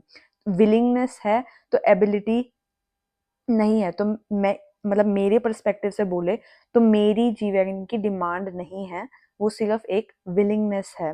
तो एबिलिटी होनी भी बहुत जरूरी है। तो ये इंपॉर्टेंट है, विलिंगनेस एंड एबिलिटी। इसको कहते हैं इफेक्टिव डिमांड। तो जो डिमांड का कर्व होता है वो कुछ ऐसे होगा, यहाँ पे थोड़ा ब्लर में दिख नहीं रहा, यहाँ पे होगा हमारा प्राइस एंड यहाँ पे क्वांटिटी डिमांडेड, एंड ये ऐसे वाला कर्व होगा, डाउनवर्ड स्लोपिंग। कुछ एक्सेप्शनल केसेस में अपवर्ड स्लोपिंग भी होगा, वो आगे देखेंगे, बट डाउनवर्ड स्लोपिंग होगा ज़्यादा से ज़्यादा, कि जैसे जैसे हमारा प्राइस इंक्रीज होगा तो डिमांड उस टाइम पे कम होगी, एंड अगर प्राइस डिक्रीज हो रहा है तो डिमांड हमारी ज़्यादा होगी। तो इसी करके जो लॉ ऑफ डिमांड है वो ये कहता है कि as price fall quantity demanded increases at ceteris paribus. Ceteris paribus क्या होता है? कि बाकी चीजें कांस्टेंट रहें तो रिलेशनशिप क्या है? Price is inversely proportional to demand. अगर प्राइस इंक्रीज होता है तो डिमांड डिक्रीज होगी, एंड अगर प्राइस डिक्रीज होता है तो डिमांड उसकी बढ़ेगी। तो डिमांड का कर्व बताया कि मैंने, स्लोप डाउनवर्ड होगी उसकी। तो अब क्रॉस इलास्टिसिटी ऑफ डिमांड देखते हैं। इसका मतलब क्या है कि दूसरी चीजों से इफेक्ट होकर कैसे एक प्रोडक्ट की डिमांड पे क्या कॉन्सिक्वेंस पड़ेगा, कि रिस्पॉन्सिवनेस क्या रहेगी दूसरे गुड्स के प्राइस को लेकर के। तो डेफिनेशन क्या है इसकी? Measures how demand for one good changes with the price change of the related good. अब वो रिलेटेड गुड्स दो टाइप्स के हैं हमारे पास, एक सब्स्टिट्यूट गुड्स एंड एक कॉम्प्लीमेंट्री गुड्स। सब्स्टिट्यूट गुड क्या होते हैं? कि सिमिलर सी चीजें जो, अगर मान लो वो मार्केट में अवेलेबल नहीं है तो आप उसकी जगह कुछ और खरीद लोगे। मान लो कि आप, सबसे मेरे लिए परफेक्ट एग्जांपल ये है कि मान लो आपको मंच बहुत ज्यादा पसंद है, तो अगर उस दुकान पे मंच अवेलेबल नहीं है तो आप पर्क ले लोगे, काफी सिमिलर है। तो मंच एंड पर्क एक दूसरे के सब्स्टिट्यूट्स हैं, कि इजीली रिप्लेसेबल हैं, सिमिलर सी चीजें हैं, ठीक है। तो अगर एक मंच और उसकी पर्क की ले, तो मान लो दोनों 5-5 की आती है, अगर पर्क कल को 10 रुपए की हो जाए तो मंच की डिमांड को क्या होगा? मंच की डिमांड इंक्रीज हो जाएगी, क्योंकि इसका सब्स्टिट्यूट महंगा हो गया, तो लोग कोशिश करेंगे कि पर्क की जगह हम मंच ही ले लें, क्योंकि सिमिलर सिमिलर है, प्लस ये मंच पर्क से सस्ती पड़ती है। तो सब्स्टिट्यूट के प्राइस में क्या होगा कि अगर सब्स्टिट्यूट का प्राइस हाई हो रहा है तो उसके दूसरे वाले सब्स्टिट्यूट की डिमांड बढ़ जाएगी, क्योंकि हमें सस्ता ही चाहिए। एंड अगर सब्स्टिट्यूट का प्राइस घट रहा है तो जो सा हम यूजुअली खरीदते थे उसकी हम डिमांड कम कर देंगे, क्योंकि हम सस्ते वाले सब्स्टिट्यूट पे जाएंगे। तो कोक एंड पेप्सी है इसका एग्जांपल। एंड रिमोट सब्स्टिट्यूट्स हो गए कि टी एंड एनर्जी ड्रिंक्स, दोनों ड्रिंक्स में आते हैं, पर लेकिन ये इतने पास पास रिलेटेड नहीं है, जैसे मैंने मंच और पर्क, कोक एंड पेप्सी का एग्जांपल दिया, तो इसमें मे भी इतना डायरेक्ट असर ना देखने को मिले। फिर नेक्स्ट है कॉम्प्लीमेंट्री गुड्स। कॉम्प्लीमेंट्री गुड्स मतलब जो दो चीजें ऑलमोस्ट साथ साथ यूज होती हैं, जैसे कि कार्स एंड उनका फ्यूल। तो अगर फ्यूल का प्राइस बढ़ जाएगा तो कार्स की डिमांड कम हो जाएगी। ऑब्वियसली कार एक इतनी बड़ी गुड में आती है कि एकदम नहीं खरीदता बंदा, बट स्टिल फ्यूचर के उसमें देखे तो उस टाइम पे में भी अगर मतलब हमें ये पता है, इसका कोई और एग्जांपल देती हूँ कॉम्प्लीमेंट्री गुड्स का, कि जैसे ब्रेड एंड बटर है, ठीक है, ब्रेड एंड बटर है, तो उसमें अगर ब्रेड का नहीं, बटर का प्राइस इंक्रीज होता है, और ये आप हमेशा दोनों साथ में खाते हो एज अ स्नैक टाइप शाम के टाइम पे, तो अगर बटर का प्राइस इंक्रीज होता है तो आप ब्रेड भी लेना बंद कर दोगे। आपसे मेरा मतलब, जब भी इकोनॉमिक्स में कोई एग्जांपल दे रही हूँ तो उसमें सब्जेक्टिवली नहीं जाना है कि नहीं नहीं मैं ब्रेड भी अकेले खा लूंगा। इकोनॉमिक्स में अगर एक एग्जांपल देख रहे हैं तो हमने उसको नैरोली देखना है, क्योंकि फिर ही समझ में आएगा कि सब्जेक्टिवली हर बंदा अलग तरीके से चलता है, हर चीज का कुछ ना कुछ आप सोल्यूशन बोल दोगे। तो बटर का अगर प्राइस इंक्रीज होता है तो ब्रेड की डिमांड भी घट जाएगी, क्योंकि ये ऑलमोस्ट इसके साथ ही चलता है। तो कॉम्प्लीमेंट्री गुड्स मतलब कोई दो ऐसे गुड्स जो साथ साथ में चलते हैं, और अगर उसके एक हिस्से का प्राइस बढ़ जाएगा तो उसके पेयर का कोई यूज नहीं होगा, क्योंकि लोग अपना महंगाई से बचेंगे एंड उसके कॉम्प्लीमेंट की जो डिमांड है वो डिक्रीज हो जाएगी, एंड वाइस वर्सा। फिर अनरिलेटेड गुड्स हैं, जो अनरिलेटेड है उनकी किसी भी इंक्रीज डिक्रीज में फर्क पड़ेगा ही नहीं। फिर आता है कि known price determinants of the demand. अभी हमने देखा था कि सब्स्टिट्यूट्स या कॉम्प्लीमेंट या किसी और चीज के प्राइस में डिफरेंस आने के बाद हमारे गुड के डिमांड पे क्या फर्क पड़ रहा है। अब देखना नॉन प्राइस डिटर्मिनेंट्स की कुछ और फैक्टर्स भी होते हैं जो डिटरमाइन करते हैं हमारी गुड की डिमांड को, जैसे कि इनकम। अगर इनकम इंक्रीज डिक्रीज होती है तो क्या होता है। तो एक ये पहले टाइप्स ऑफ गुड्स कर लेते हैं, फिर ये समझ में आएगा। पेज नंबर 2 याद रखना। तो टाइप्स ऑफ गुड्स कर लेते हैं पहले, तभी समझ में आएगा वो। बेस्ड ऑन डिमांड कर्व, तो एक होता है नेसेसरी गुड, एक होता है लग्जरी गुड। नेसेसरी गुड क्या है कि मतलब मान लो कि लाइफ सेविंग कोई ड्रग है, ठीक है, तो उसका अगर आप अभी मान लो वो 100 रुपए की एक टैबलेट मिलती है, कोई लाइफ सेविंग ड्रग की बात कर रही हूँ मैं, 100 रुपए की एक टैबलेट मिलती है, एंड ये बहुत ज्यादा जरूरी है जिन लोगों को ये बीमारी है, XYZ बीमारी है। तो अगर इस टैबलेट का प्राइस कल को 100 से 200 भी हो जाता है, ठीक है, तो इसकी डिमांड में इतना फर्क नहीं पड़ेगा, ठीक है, क्योंकि ये एक नेसेसरी गुड है। जिनकी तबीयत इसके ऊपर डिपेंड करती है, जिनकी लाइफ, क्योंकि लाइफ सेविंग ड्रग है, जिनकी लाइफ इस ड्रग के ऊपर डिपेंड कर रही है, वो फिर भी जैसे तैसे मैनेज करके इस ड्रग को लेंगे। तो प्राइस इंक्रीज होने के बाद भी इतना फर्क नहीं पड़ेगा। हाँ ठीक है, अगर कोई सब्स्टिट्यूट हुआ या कुछ भी है, जिनको इतनी प्रॉब्लम नहीं है वो देख सकते हैं, बट ज्यादा से ज्यादा इसकी डिमांड पे इतना फर्क नहीं पड़ेगा।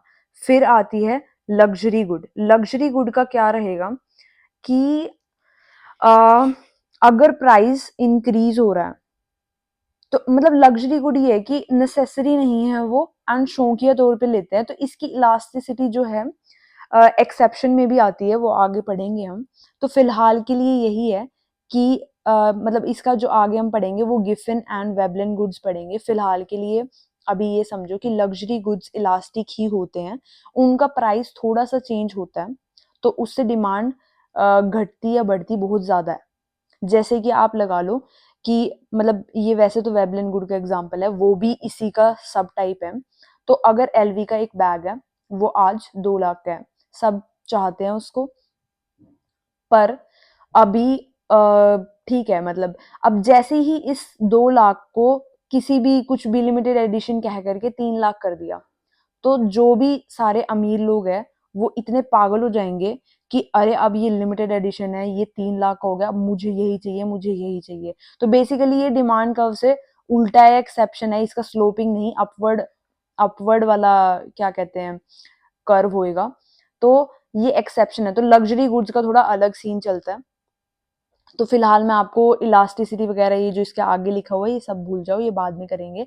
फिलहाल मैं आपको सिर्फ टाइप्स ऑफ गुड्स बता रही हूँ ताकि सारी चीजें समझ में आए। फिर नेक्स्ट है नॉर्मल गुड्स।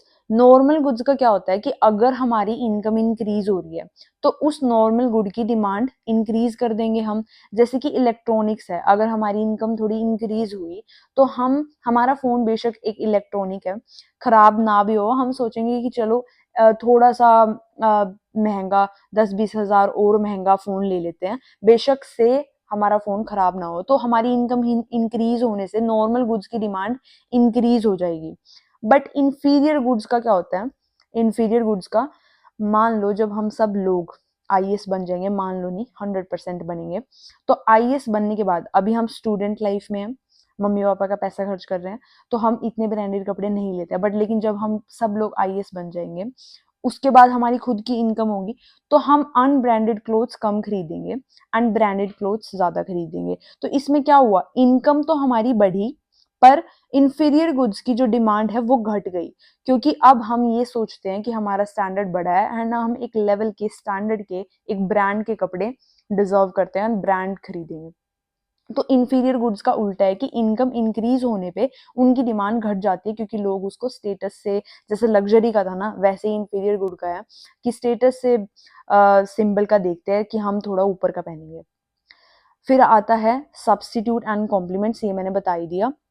और Veblen goods, Giffen, intermediates, capital goods, ये बाद में कर लेंगे, मेरिट डिमेरिट। बस जितना अभी आप समझना था वो मेन यही था, necessary, luxury, normal, inferior, substitute, complement. अब हम चलते हैं पेज नंबर 2 पे, जो हम पहले देख रहे थे। हाँ, तो अब नॉन प्राइस डिटर्मिनेंट्स देख रहे थे हम कि इनकम के हिसाब से कैसे चीजें चेंज होगी। तो नॉर्मल गुड्स का मैंने बताया, इनकम इंक्रीज होगी तो उनकी डिमांड इंक्रीज होगी। ओ, मैंने समझा ही दिया ये बाय चांस सारा टॉपिक ही।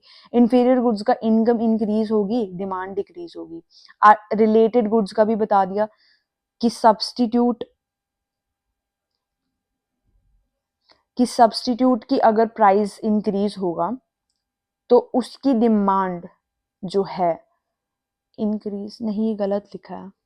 अगर सब्स्टिट्यूट का प्राइस इंक्रीज होगा, हाँ हाँ हाँ, अगर सब्स्टिट्यूट का प्राइस इंक्रीज होगा, मान लो कि कॉफी एंड टी है और आप दोनों के शौकीन है, कोई कुछ भी चलेगा जो भी दिन में एक बार में मिल जाए, एंड बाहर से टपरी से लेते हो किसी, ठीक है, तो उसमें अब पहले तो ये थी 10-10 का छोटा छोटा कप। अब अगर टी की प्राइस इंक्रीज हो जाए, मतलब ये कॉफी का सब्स्टिट्यूट है टी, तो अगर टी का प्राइस इंक्रीज होके 10 से 15 हो जाए, तो आप सोचोगे ठीक है मैं कॉफी पी लूंगा, तो टी का प्राइस इंक्रीज होने की वजह से कॉफी की डिमांड बढ़ गई, ठीक है। और उल्टा यही होगा कि अगर टी का प्राइस कम होगा तो आप कॉफी की जगह टी लेनी स्टार्ट कर दोगे, तो इसकी डिमांड घट जाएगी। एंड कॉम्प्लीमेंट्स में उल्टा होगा कि अगर शूज एंड सॉक्स का पेयर है, तो शूज एंड सॉक्स का पेयर है, तो इसमें अगर सॉक्स ही इतनी महंगी मिलने लगी तो शूज की डिमांड घट जाएगी। एंड ये हम एग्जांपल कहाँ देख रहे हैं कि मान लो पूरी इकोनॉमी में एक ही दुकान है, एक ही दुकान पे सॉक्स एंड शूज मिलती है एंड और कोई ऑल्टरनेटिव नहीं है, तो उस वे में अगर सॉक्स इतनी महंगी मिल रही है तो शूज की डिमांड घट जाएगी, क्योंकि डालनी तो पड़ेगी। तो ऐसा ही कॉम्प्लीमेंट में होता है, एक का प्राइस इंक्रीज होगा तो दूसरे का डिमांड डिक्रीज हो जाएगा, क्योंकि जब उनको साथ में चलना है तो अगर एक भी चीज महंगी मिल रही है तो हम उसका पेयर बना नहीं पा रहे हैं। अनरिलेटेड गुड्स पे कोई फर्क नहीं पड़ेगा। फिर आता है फ्यूचर प्राइस एक्सपेक्टेशंस, कि अगर हमें एक्सपेक्टेड है कि फ्यूचर में पेट्रोल का प्राइस बढ़ेगा, तो टेम्परेरीली इस मंथ में पेट्रोल की डिमांड इंक्रीज हो जाएगी कि पहले ही सब कुछ भरवा के रख लें क्योंकि अगले मंथ इसका प्राइस बढ़ रहा है। एंड उल्टा, अगर पता चले कि पेट्रोल का अगले महीने प्राइस कम होगा तो सब लोग वेट करेंगे अपनी टंकियां फुल कराने से पहले, तो अभी के लिए टेम्परेरीली एक मंथ के लिए पेट्रोल की डिमांड घट जाएगी, बट एक मंथ जैसे ही उसका रेट कम हुआ फिर दोबारा से वो सब लोग भरवाएंगे। तो फ्यूचर एक्सपेक्टेशन से ये ऐसा होगा। टेस्ट एंड प्रेफरेंसेस, अगर विराट कोहली ने कह दिया कि रेड शर्ट्स डाल के लड़के बड़े कूल लगते हैं, तो रेड शर्ट्स की डिमांड बढ़ जाएगी। एंड अनफेवरेबल, अगर उसने कह दिया कि काली शर्ट डाल के बड़े बेकार लगते हैं, तो उनकी डिमांड घट जाएगी। तो favourable and unfavourable. Number of consumers, अगर पॉपुलेशन ज्यादा है तो ऑब्वियसली उसके मतलब किसी भी चीज के कंज्यूमर्स हमें इतने ज्यादा मिल रहे हैं तो डिमांड ज्यादा ही होगी, अगर लोग ही कम है तो डिमांड कम होगी। एंड स्पेशल सर्कमस्टांसेस, सीजन हो गया, नेचुरल डिजास्टर, साइंटिफिक फाइंडिंग्स, ये चीजें अफेक्ट कर सकती हैं हमारी डिमांड को। जैसे सीजन्स, कि गर्मियों में आइसक्रीम की डिमांड बढ़ना, सर्दियों में सूप्स की डिमांड बढ़ना, तो ये सारी चीज़ें अफेक्ट कर सकती है स्पेशल सर्कमस्टांसेस। अब हमने देखना है इससे रिलेटेड ग्राफ्स कैसे काम करेंगे। ये वाला थोड़ा मतलब समझ में नहीं आएगा, कहीं और बता दूंगी मैं रिलेटेड गुड्स का। तो ग्राफ्स का क्या होता है कि अगर अगर प्राइस इंक्रीज डिक्रीज हो रहा है, ठीक है, अगर प्राइस इंक्रीज डिक्रीज हो रहा है तो वो जो ग्राफ है वो इस लाइन के ऊपर ही चलेगा, ठीक है, प्राइस, क्योंकि ये है प्राइस एंड ये है क्वांटिटी डिमांडेड। तो अगर प्राइस इसी गुड के प्राइस में, ठीक है, किसी और गुड की बात नहीं कर रहे हैं हम, मान लो एक पेन है, एक पेन है, ठीक है, और इस पेन का प्राइस अगर बढ़ रहा है घट रहा है, तो इसके ही प्राइस बढ़ने और घटने की वजह से इसकी डिमांड पे जो फर्क पड़ेगा उसमें ग्राफ में चेंजेस इस लाइन के ऊपर ही चलते रहेंगे। बट अगर प्राइस से अलावा कोई और डिटर्मिनेंट आता है तो ये ग्राफ ऊपर नीचे शिफ्ट हो जाएगा लेफ्ट या राइट में। कैसे? या अगर इसकी डिमांड बढ़नी होगी किसी भी एक्स वाई जेड रीजन की वजह से, एंड ये एक्सटर्नल फैक्टर है इनसे अलावा, तो अगर मान लो डिमांड बढ़ रही है उस चीज से, तो ये ग्राफ हमारा, ये लाइन यहां से यहां शिफ्ट हो जाएगी, एंड अगर डिमांड घट रही है तो यही लाइन यहां से यहां शिफ्ट हो जाएगी। तो यही इन वाले ग्राफ्स में बताया हुआ है कि इनकम वाली बात थी। इनकम एक एक्सटर्नल चीज है, इस जो गुड खरीदना हम चाह रहे हैं उसके प्राइस से रिलेटेड नहीं होनी चाहिए। अगर उससे उसके प्राइस से रिलेटेड कोई चीज नहीं है तो ग्राफ शिफ्ट होगा, एंड अगर उसी गुड के प्राइस से रिलेटेड चीज है तो वो उस लाइन पे ही बात चलती रहेगी। तो इनकम की बात थी, इनकम एक थर्ड वेरिएबल आ गया। थर्ड वेरिएबल क्या करेगा? ग्राफ को शिफ्ट करेगा या तो राइट में या फिर लेफ्ट में। तो नॉर्मल गुड्स का क्या था? इनकम इंक्रीज हो रही है तो डिमांड इंक्रीज होगी, तो ये लाइन शिफ्ट होकर के यहाँ हो जाएगी। इंफीरियर गुड्स में क्या था? इनकम इंक्रीज होने की वजह से डिमांड घट रही है तो ये लाइन शिफ्ट हो करके यहाँ पे आ जाएगी। एंड बाकी सारे में यही, जो ऊपर हमने गुड्स देखे सब्स्टिट्यूट वगैरह, तो जैसे जैसे डिमांड बढ़ रही है तो ग्राफ राइट में शिफ्ट होगा, ठीक है, ग्राफ राइट में शिफ्ट होगा। डिमांड अगर घट रही है तो ग्राफ लेफ्ट में शिफ्ट होगा। फ्यूचर एक्सपेक्टेशन की वजह से अगर डिमांड अभी बढ़ रही है तो राइट में शिफ्ट, एंड अगर घट रही है तो लेफ्ट में शिफ्ट। तो ये सारा हो गया, ये ग्राफ्स में यही बताया था, तो ये काफी ब्लर था तो इसमें देखने का फायदा नहीं है। जो मैंने बताया था राइट लेफ्ट वो वही है इसमें। फ्यूचर एक्सपेक्टेशंस का मैंने बताया, बढ़ेगी तो उधर राइट में शिफ्ट, घटेगी तो लेफ्ट में शिफ्ट।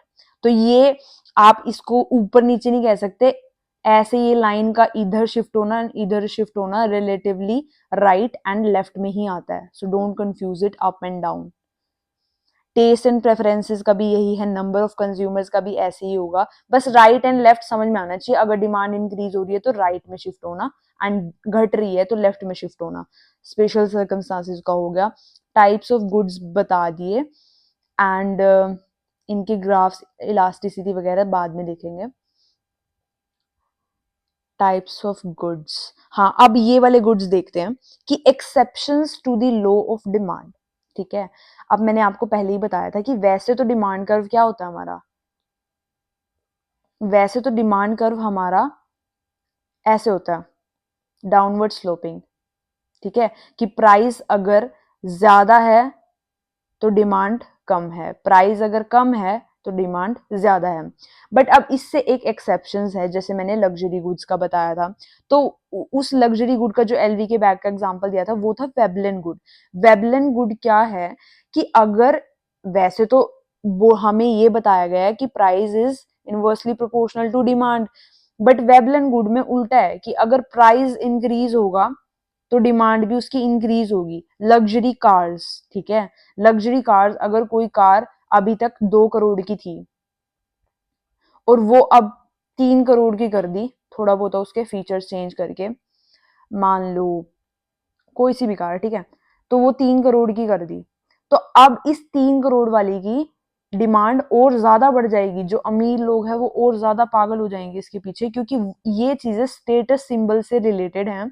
एंड लोगों को ऐसा लगता है कि अगर हम जितनी महंगी, मतलब जो अमीर लोग हैं ऑब्वियसली, जो बहुत ज्यादा एक्सट्रीमली अमीर लोग हैं उनको लगता है जितनी ज्यादा महंगी चीज हमारे पास होगी उतना ज्यादा हमारा स्टेटस। तो बेसिकली वेबलिन गुड्स वो गुड्स हैं जिनका प्राइस इंक्रीज होने के बाद भी डिमांड इंक्रीज हो रही है।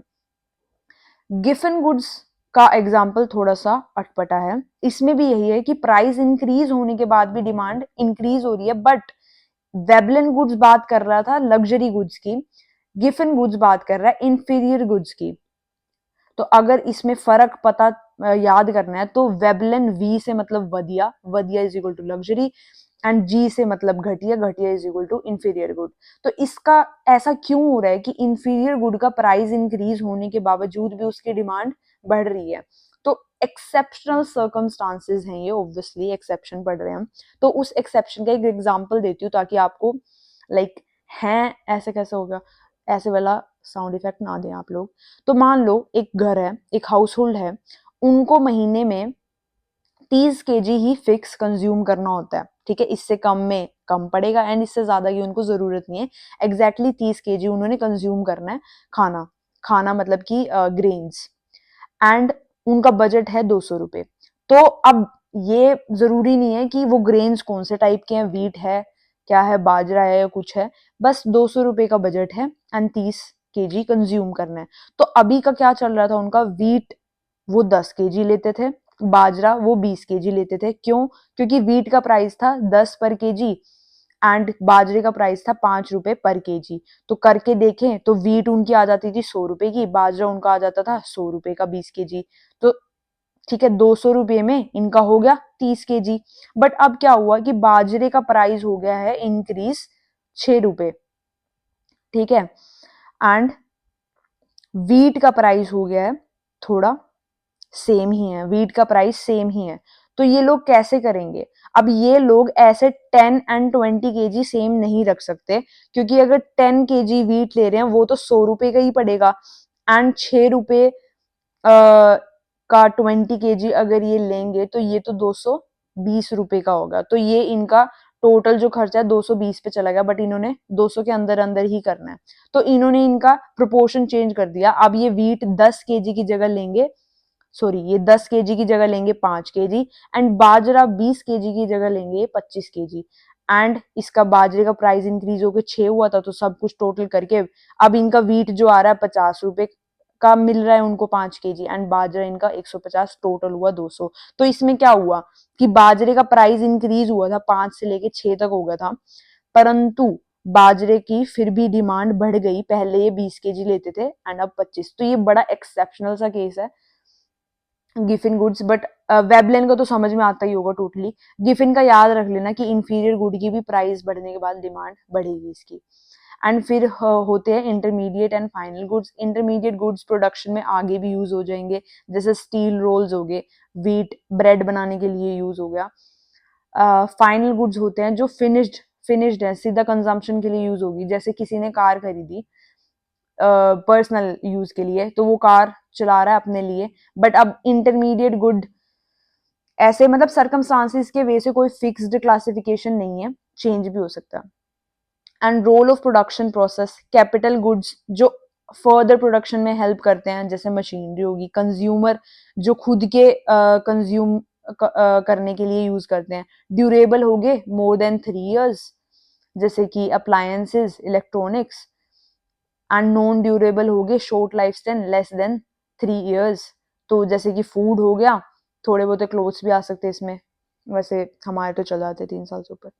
बेस्ड ऑन सोशल इम्पैक्ट, अब मेरिट गुड्स, डीमेरिट, मेरिट जो सोसाइटी के भले के लिए कुछ चीजें हैं, वैक्सीन, डीमेरिट जैसे कि सिगरेट, अल्कोहल, जो सोसाइटी का भला तो नहीं कर रही बट पर्सनल चॉइस है सबकी। Based on market behaviour, private goods and public goods, अपने खुद के लिए, पब्लिक गुड्स कुछ ऐसी कि जैसे क्लीन एयर होगी, इस पे किसी का हक नहीं है, सबका हक है। फिर आता है कि एक्सप्लेनेशन की इनकम बढ़ने से क्यों लोग अपना नॉर्मल गुड्स की डिमांड बढ़ रही है। अगर मान लो कि किसी चीज का प्राइस डिक्रीज हो रहा है, तो हमारी इनकम का कम पोर्शन लेंगे तो हमारे पास थोड़ी ज्यादा इनकम बचेगी, सेविंग्स थोड़ी ज्यादा होगी, एंड सेविंग थोड़ी ज्यादा होगी तो मे बी हम कोई और चीज थोड़ी ज़्यादा कंज्यूम कर ले, कि पहले मान लो 100 रुपये का जब खर्चा हो ही रहा था किसी चीज़ की वजह से, तो हम सोचेंगे कि अगर कोई चीज़ सस्ती करके अभी 80 में वही खर्चा हो रहा है तो 20 रुपये का कुछ हम एक्स्ट्रा खा लें। सब्स्टिट्यूशन, कि अगर किसी का प्राइस डिक्रीज हुआ तो कंज्यूमर को हमेशा थोड़ा चीपर प्रोडक्ट प्रेफर करेंगे वो, तो उस वजह से चीप जो प्रोडक्ट्स है, अगर किसी का प्राइस डिक्रीज हो रहा है तो उसकी डिमांड इंक्रीज हो जाती है। एंड अब एक हाइपोथेटिकल सी टर्म है जो कि ऐसा कुछ होता नहीं है, बट इकोनॉमिक्स की टर्म है, रैशनल कंज्यूमर। ये रैशनल कंज्यूमर होता क्या है? ये होता है कि जो इवेल्युएट करे अपने सारे ऑप्शंस को टू मैक्सिमम यूटिलिटी, ठीक है, and he or she assumes perfect information for self interest, कि उसके पास सारी इंफॉर्मेशन, हम अब जैसे हम ये इकोनॉमिक्स पढ़ रहे हैं, हमने इससे पहले कभी पढ़ी नहीं थी, तो ये इन्फॉर्मेशन हमारे पास आज ही आया है, हमें इतना डिमांड लो वगैरह सब कुछ नहीं पता था, बट एक रैशनल कंज्यूमर को सारी इंफॉर्मेशन है, एंड उस इंफॉर्मेशन को अच्छे से ग्राफ बना बनू कर ये एनालाइज इवेल्युएट करके एक चीज खरीदता है, इसको रैशनल कंज्यूमर कहते हैं। अब यहाँ पे आ गया बिहेवियरल इकोनॉमिक्स, ये कहता है कि भाई हम लोग ह्यूमंस हैं, हम रैशनैलिटी से बाउंडेड हैं, कि हम हमारे पास सेल्फ कंट्रोल इश्यूज भी हैं। अब जैसे मान लो कुछ लोग सिगरेट अल्कोहल एडिक्ट होते हैं, उनको दिमाग में कौन लगाए कि इनसे तुम्हारा खर्चा भी ज्यादा बढ़ता है एंड इनसे तुम्हारी हेल्थ भी बहुत ज्यादा डाउन जाएगी, फ्यूचर में लॉन्ग टर्म में खराब ही खराब होगा, बट फिर भी नहीं छोड़ पाते हैं। तो सेल्फ कंट्रोल कहाँ है? ठीक है। और एल्ट्रुइस्टिक, कि हमेशा हम अपना ही फायदा नहीं देखेंगे, सेल्फ इंटरेस्ट, कभी कभी हम ये भी सोच लेते हैं कि चलो दूसरे के फायदे के लिए चैरिटी भी तो करते हैं, डोनेशन भी तो करते हैं, तो एल्ट्रुइस्टिक भी कर सकते हैं। ह्यूमन बिहेवियर इतना भी प्रेडिक्टेबल नहीं है कि वो सारा रैशनल, कि अपने अपने सेल्फ इंटरेस्ट के लिए सब कुछ करेगा। चैलेंजेस क्या है? लिमिटेड इंफॉर्मेशन, सभी को ये सब नॉलेज नहीं होती कि ऐसे ऐसे करके चीजें लेनी है। और मान लो कि इंफॉर्मेशन सारी हो भी, कि मार्केट में क्या किस रेट पे चल रहा है, हर चीज का सब कुछ पता भी हो, तो कॉग्निटिव बायसेस, कि भाई इतने को वो इवैल्यूएशन करने की, एनालिसिस करने के साधन नहीं रखते हैं, ठीक है, तो ये बिहेवियरल इकोनॉमिक्स होगी।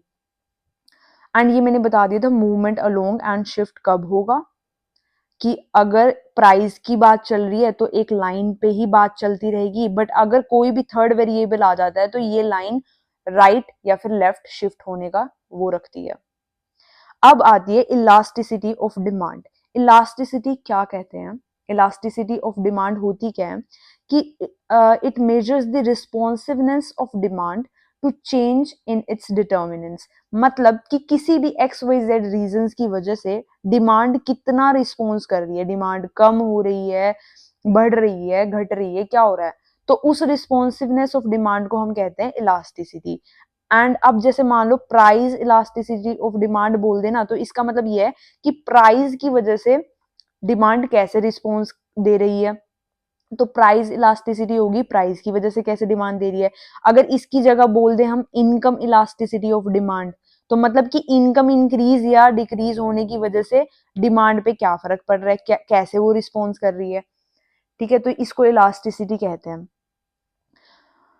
अब इसका फॉर्मूला देखते हैं कि प्राइस इलास्टिसिटी ऑफ डिमांड क्या होती है। प्राइस इलास्टिसिटी ये होती है change in percentage of quantity demanded upon percentage change in price, ठीक है, ये प्राइस इलास्टिसिटी की बात हो रही है, इस करके change in quantity demanded upon change in price ये कहते हैं। अब इस सब को करने के लिए मैंने एक ये नंबर लाइन बनाई है, इस पे समझते हैं कि परफेक्टली इन इलास्टिक, ऑब्वियसली ऐसी बहुत कम चीजें होंगी, बट फिर भी थ्योरेटिकली हमें ये कंसेप्ट पढ़ने हैं। परफेक्टली इन इलास्टिक चीज क्या होती है जिसका पीईडी 0 होगा? यहाँ पे देखते हैं इसका PED, that is price elasticity of demand, 0 क्यों होगा?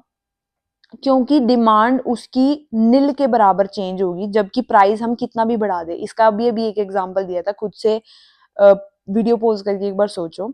तो अब मैं बताती हूँ क्या था। लाइफ सेविंग ड्रग की हम बात कर रहे थे, लाइफ सेविंग ड्रग की हम बात कर रहे थे। तो ये ड्रग इतना जरूरी है, मान लो ये कोई कैंसर के लिए बहुत इंपॉर्टेंट ड्रग है, तो अगर आप इसका प्राइस 100 रुपए से बढ़ा करके 1000 रुपए भी करोगे, तो जिन लोगों को कैंसर है वो फिर भी जैसे तैसे मैनेज करके इसको लेंगे तो प्राइस का कितना ह्यूज मतलब चेंज आ रहा है, परंतु इसकी डिमांड में जरा सा भी फर्क नहीं आएगा, थ्योरेटिकली जरा सा भी फर्क नहीं आएगा। तो इसकी जब ऊपर वाला न्यूमरेटर जीरो ही होगा, चेंज इन डिमांड, तो ये पूरा ही जीरो होगा। तो परफेक्टली इन इलास्टिक की जो पीईडी है वो जीरो होती है। एंड इसका कर्व कैसे होगा, एक वर्टिकल स्ट्रेट लाइन, क्योंकि हम प्राइस जितना भी इंक्रीज कर रहे हैं, क्वांटिटी डिमांडेड जितनी थी उतनी की उतनी ही रहेगी, ना वो कम हो रही है ना वो घट रही है। फिर आता है परफेक्टली इलास्टिक, उसका पीईडी होता है इन्फिनिटी। कैसे, परफेक्टली इलास्टिक में ये होगा कि छोटा सा प्राइस चेंज होगा एंड उसकी डिमांड इनफाइनाइटली मतलब बहुत ज्यादा या तो डिक्रीज हो जाएगी या फिर बहुत ज्यादा इंक्रीज हो जाएगी। एंड इसका जो ग्राफ है थ्योरेटिकली वो एक हॉरिजॉन्टल स्ट्रेट लाइन होगा कि प्राइस हम हॉरिजॉन्टल, ऑब्वियसली अब कह रहे हो कि हल्का सा ऐसे जाना चाहिए था, ऑब्वियसली ऐसे भी हो सकता है, पर बहुत कम प्राइस चेंज में इसकी क्वांटिटी डिमांडेड इतनी ज्यादा कम या ज्यादा हो सकती है। तो ये कैसे, इसमें एग्जांपल किस चीज का दे सकते हैं कि मान लो अभी कोई आईफोन 12 या समथिंग कुछ भी, ठीक है, 12 हमें वैसे मार्केट में, मतलब जो भी, अभी तो मैन्युफैक्चरिंग बंद ही होगी बट स्टिल एग्जांपल के लिए कि मान लो मार्केट में वो सस्ता ही मिल रहा होगा, बट स्टिल चलो मैं जो भी एग्जांपल लूँ, 6000 का मिल रहा है, ठीक है। कल को वो फ्लिपकार्ट वाले कहते हैं कि न्यू ईयर पे, कहते हैं कि न्यू ईयर पे हम इस पे इसको 50K का बेच रहे हैं, तो इसका प्राइस ज्यादा 10K ही फर्क आया, 50,000 फिर भी देने पड़ रहे हैं, 60,000 भी उतने ही उतने लग रहे हैं, सिर्फ 10,000 कम हुआ है। बट लोग इतने पागल हो जाएंगे कि ऑफ चल रहा है, ऑफ चल रहा है, ऑफ चल रहा है, ऑफ चल रहा है, कि इसकी डिमांड बहुत ज्यादा बढ़ जाएगी आईफोन 12 की, ठीक है। एंड ऐसे ही अगर 60K का चल रहा था, कोई बंदा प्लान कर रहा हो और इसको 65K कर देंगे, तो उसी टाइम उसकी डिमांड घट जाएगी कि ना भाई 60K मैं दे सकता था, पर अब 5,000 मुझ पे ना दिए जाएंगे एक्स्ट्रा। तो ऐसे ऐसे कुछ केसेस होते हैं जिसमें थोड़ा सा प्राइस चेंज करें तो क्वांटिटी बहुत ज्यादा कम या ज्यादा हो जाती है। फिर आता है इन इलास्टिक। अब ये इन इलास्टिक परफेक्ट नहीं है, थोड़ा बहुत इन इलास्टिक की बात कर रहे हैं हम। तो ये है 0 से 1 के बीच में रहने की चीज, एंड इलास्टिक जो है वो 1 से ज्यादा रहने की चीज है। इसका देखते हैं हम क्यों। ये रिलेटिवली की बात कर रहे हैं, तो जो इन इलास्टिक है उसका ये रहेगा कि 1 एंड 0 से बीच में रहेगी, कि जो इसका चेंज होगा वो कम होगा, जो इसका क्वांटिटी डिमांडेड का चेंज होगा वो कम होगा देन द प्राइस चेंज, ठीक है। तो अगर न्यूमरेटर डिनोमिनेटर से कम है तो उसकी क्वांटिटी 1 से नीचे आएगी। एंड इलास्टिक का ये है कि प्राइस चेंज थोड़ा ज्यादा होगा rather than change in quantity demanded. तो अगर, नहीं ये उल्टा कर दिया, क्वांटिटी डिमांडेड थोड़ी ज्यादा चेंज होगी रादर देन प्राइस चेंज। तो अगर न्यूमरेटर ज्यादा बड़ा है डिनोमिनेटर से तो उसकी क्वांटिटी 1 से ज्यादा आएगी, ठीक है। तो ये हो गया इन इलास्टिक एंड इलास्टिक। तो ये ग्राफ हमने याद करना है इसके लिए कि परफेक्टली इन इलास्टिक, इसको इन इलास्टिक से मतलब बिल्कुल कुछ रिस्पॉन्स ना दे, याद कर लो लाइफ सेविंग ड्रग का एग्जाम्पल। एंड जो बहुत ज्यादा परफेक्टली इलास्टिक एग्जाम्पल इसका दें, तो इसका हम ये कर सकते हैं, हमने आईफोन का एग्जांपल लिया था, आईफोन का एग्जांपल ले सकते हैं इससे। एंड इन इलास्टिक जो होगा हमारा इधर होगा 0 से 1 के बीच में, इलास्टिक जो होगा हमारा 1 से बड़ा होगा। तो इसको याद बस यही करना है कि इलास्टिक का आपको मतलब पता होना चाहिए कि इलास्टिसिटी है क्या, रिस्पॉन्सिवनेस। तो अगर कहीं पे आपको वर्ड इन इलास्टिक दिखता है, परफेक्टली नहीं, सिर्फ इन इलास्टिक दिखता है, मतलब कि ये कम रिस्पॉन्सिव होगा। कम रिस्पॉन्सिव क्या होगा, क्वांटिटी डिमांड में कम फर्क पड़ेगा, दैट मीन्स क्वांटिटी डिमांड का जो चेंज होगा वो प्राइस चेंज से कम होगा, तो खुद ही सारा जो है ना एमसीक्यू सोल्व हो जाएगा। बस आपको इलास्टिसिटी का एक्चुअल मतलब पता होना चाहिए।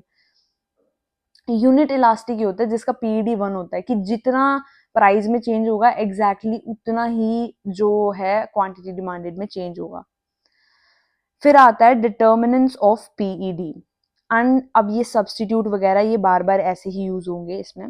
तो क्या होता है कि अगर ज्यादा सब्स्टिट्यूट्स हैं, मान लो कि ये जो कोल्ड ड्रिंक्स हैं कितने सारे सब्स्टिट्यूट्स हैं, पेप्सी है, कोका कोला है, फेंटा है, और एक को डाइट कोक भी है, और 7 अप्स वगैरह वगैरह सब कुछ है। ये ऑलमोस्ट सारी सिमिलर सी है, टेस्ट डिफरेंस है बट सारी सॉफ्ट ड्रिंक्स में आती हैं।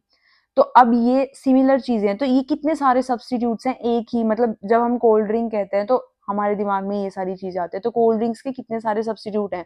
तो इसमें से अगर कोई एक भी ब्रांड अपना ज्यादा प्राइस बढ़ाता है तो पीपल विल, मतलब हमें फर्क नहीं पड़ रहा भाई, हमारे पास बहुत सारे ऑप्शंस है, इसकी डिमांड घट जाएगी।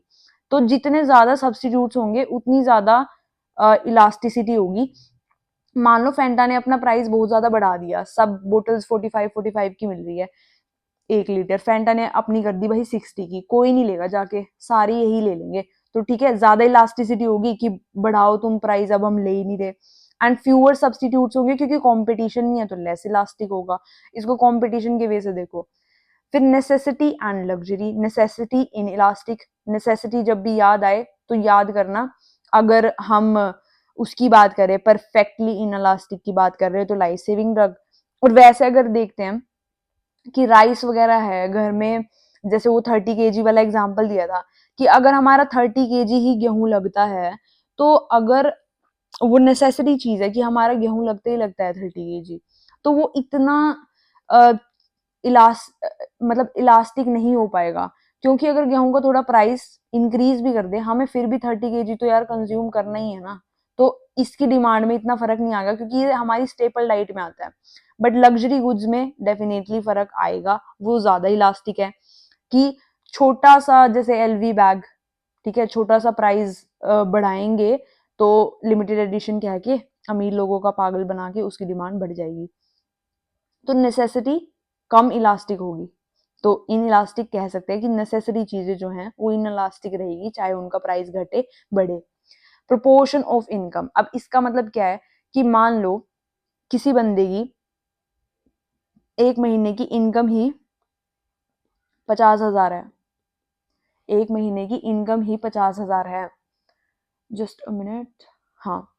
तो अगर उसको जो वो ऑफ चल रहा है समथिंग कुछ भी, मान लो माइकल कोर्स का बैग लेना है एक लड़की को, एंड उसकी अभी इनकम 50K है, माइकल कोर्स का बैग आ रहा है 40K, तो स्टार्टिंग ही चल पड़ता है, तो 40K का बैग आ रहा है, तो उसका भाई इनकम का प्रोपोर्शन देख लो, इसका कितनी ज्यादा प्रोपोर्शन पड़ रही है।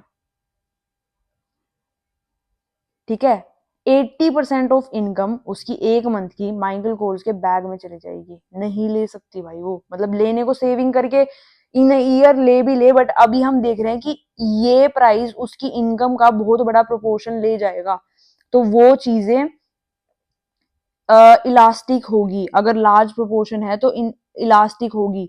ठीक है, और अब जैसे कि बात करते हैं स्मॉल प्रोपोर्शन की, अब मान लो 50,000 इनकम वाली बंदी, अगर वो हफ्ते में संडे को एक दिन 500 रुपए की स्टारबक्स की कॉफी पीने का शौक रखती है, तो 500 रुपए करके हफ्ते में ले लिए तो 4 ले ली उसने, 2,000 उसके लग गए, तो 2,000 उसके इतने ज्यादा प्रोपोर्शन नहीं है इनकम के। 50,000 वाली 2,000 अपना शौकिया तौर पे स्टारबक्स की कॉफी पीना अफोर्ड कर सकती है। तो ये जो चीज है स्मॉल प्रोपोर्शन है, तो इन इलास्टिक है। अगर वो कॉफी 500 रुपए से सेम जो भी वो लेती है 550 की भी हो गई तो उसको इतना फर्क नहीं पड़ेगा, क्योंकि इसकी इनकम का प्रोपोर्शन कम है। जैसे कि एक और एग्जांपल देती हूँ इसका, कि अगर एक एयरप्लेन टिकट है मुंबई टू चंडीगढ़ की, वो मान लो अभी 4,000 की है, ठीक है, तो लोग इसको यूज कर रहे हैं। कल को इसी सेम टिकट को मुंबई टू चंडीगढ़ की 40,000 की कर दें, ठीक है, तो बहुत लोग बोलेंगे भाई हमें नहीं जाना प्लेन में, टाइम लगेगा, हम जाएंगे अपना रेल में, कोई दिक्कत नहीं है, हम रेल में चले जाएंगे, हमें नहीं जाना एयरप्लेन से। परंतु इसी इनकम मतलब इसी रेट के होते हुए जो अंबानी है उसको कुछ भी फर्क नहीं पड़ेगा, चाहे वो टिकट 4,000 की हो, 40,000 की हो या फिर 100K की हो। तो क्योंकि अंबानी के इनकम का 100K भी बहुत लाइक 0.0001%, ये भी शायद ज्यादा बोल दिया हो, ये टिकट ले रही है। तो प्रोपोर्शन ऑफ इनकम मैटर करता है कि कोई भी चीज हम जो ले रहे हैं उसका प्राइस चेंज करने में अगर 5-10 रुपए इंक्रीज होता है तो वो इनलास्टिक हुई, अगर बहुत ज्यादा प्रोपोर्शन लेती है वो पहले ही चीज एंड वो और बढ़ा दी, फिर हम सोचेंगे भाई नहीं लेंगे हम ये चीज। टाइम पीरियड मैंने बताया था कि अगर पेट्रोल का हमें पता है कि हर मतलब साल पे साल पेट्रोल का प्राइस बढ़ता ही जा रहा है, तो लॉन्ग टर्म में बंदा 3-4 साल में, मान लो अभी उसके पास पेट्रोल वाली कार है, 3 साल तक वो रखेगा, बट उसका लॉन्ग टर्म डिसीजन यही होगा कि साल पे साल पेट्रोल का रेट बढ़ता ही जा रहा है, तो मैं जो अपनी नेक्स्ट कार लूंगा 3-4 साल बाद वो मैं इलेक्ट्रिक व्हीकल लूंगा, ठीक है, क्योंकि ये ज्यादा अफोर्डेबल है, या फिर एलपीजी लूंगा, जो भी है। तो लॉन्ग टर्म शॉर्ट टर्म ये सारी चीजें भी मैटर करती हैं कि मे बी उसका तुरंत इफेक्ट ना दिखे, बट लॉन्ग टर्म में उस चीज की डिमांड घट सकती है अगर प्राइस बढ़ रहा है किसी चीज का। फिर आता है एप्लीकेशंस ऑफ पीईडी कि फर्म्स, जो फर्म्स हैं वो इलास्टिक डिमांड देखती हैं, इन इलास्टिक डिमांड कैसे, इन सब को देख के ये अगर कोई ज्यादा इलास्टिक चीज है तो उसका प्राइस कम करके ज्यादा लोग अट्रैक्ट करेंगे। अगर कोई चीज ऐसी है कि उनकी बिकी रही है इन इलास्टिक, अगर प्राइस बढ़ा भी दें तो उसका वो प्राइस बढ़ाना ही प्रेफर करेंगे। और जो गवर्नमेंट है वो क्या करेगी, टैक्स ऑन इलास्टिक गुड अगर वो लगाएगी ना तो गवर्नमेंट का रिवेन्यू कम हो गया, क्योंकि मान लो अब रेस्टोरेंट का जो फूड है वो एक लग्जरी चीज में आता है, रेस्टोरेंट में अगर कोई डिनर करना चाहे तो वो एक लग्जरी में आता है, और ये इलास्टिक है, ठीक है। तो अगर ये इस पे इतना ज्यादा टैक्स लगा दे कि छोटी सी मील भी टैक्स के चक्कर में बहुत ज्यादा महंगी पड़ रही है, तो लोग जाना बंद कर देंगे, तो उस रेस्टोरेंट का रिवेन्यू टैक्सेस से गवर्नमेंट को ही घाटा होगा।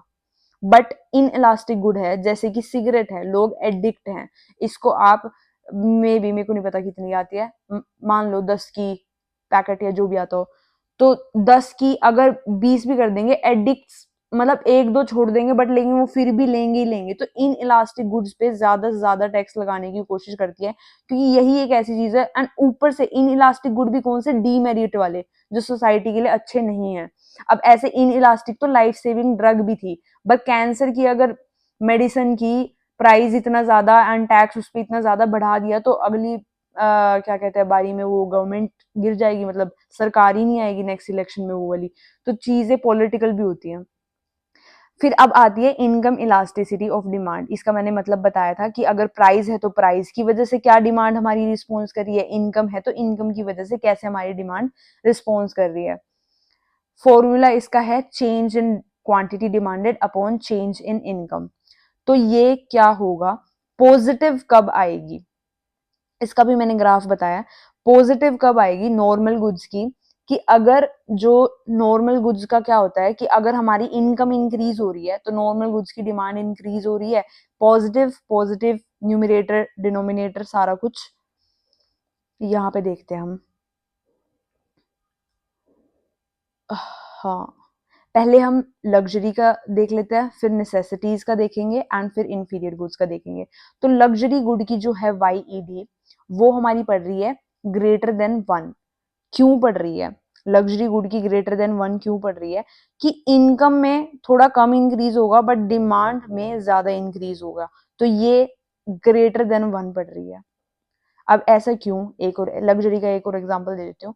मान लो कि अभी मेरी इनकम 90K है, ठीक है, तो अभी मैं सोचती हूँ कि मैं माइकल कोर्स का 40K वाला बैग अभी ना लूं, अभी नहीं नौकरी लगी है अभी ना लूं, बट कल को मेरी इनकम 1 लाख हो जाए पर मंथ, ठीक है, तो मेरे को लगेगा भाई ले लो, अब तो बढ़ी तो 10,000 ही है इनकम, ठीक है, पर मैंने सीधा अपना 40,000 खर्च कर दिया खुश होके।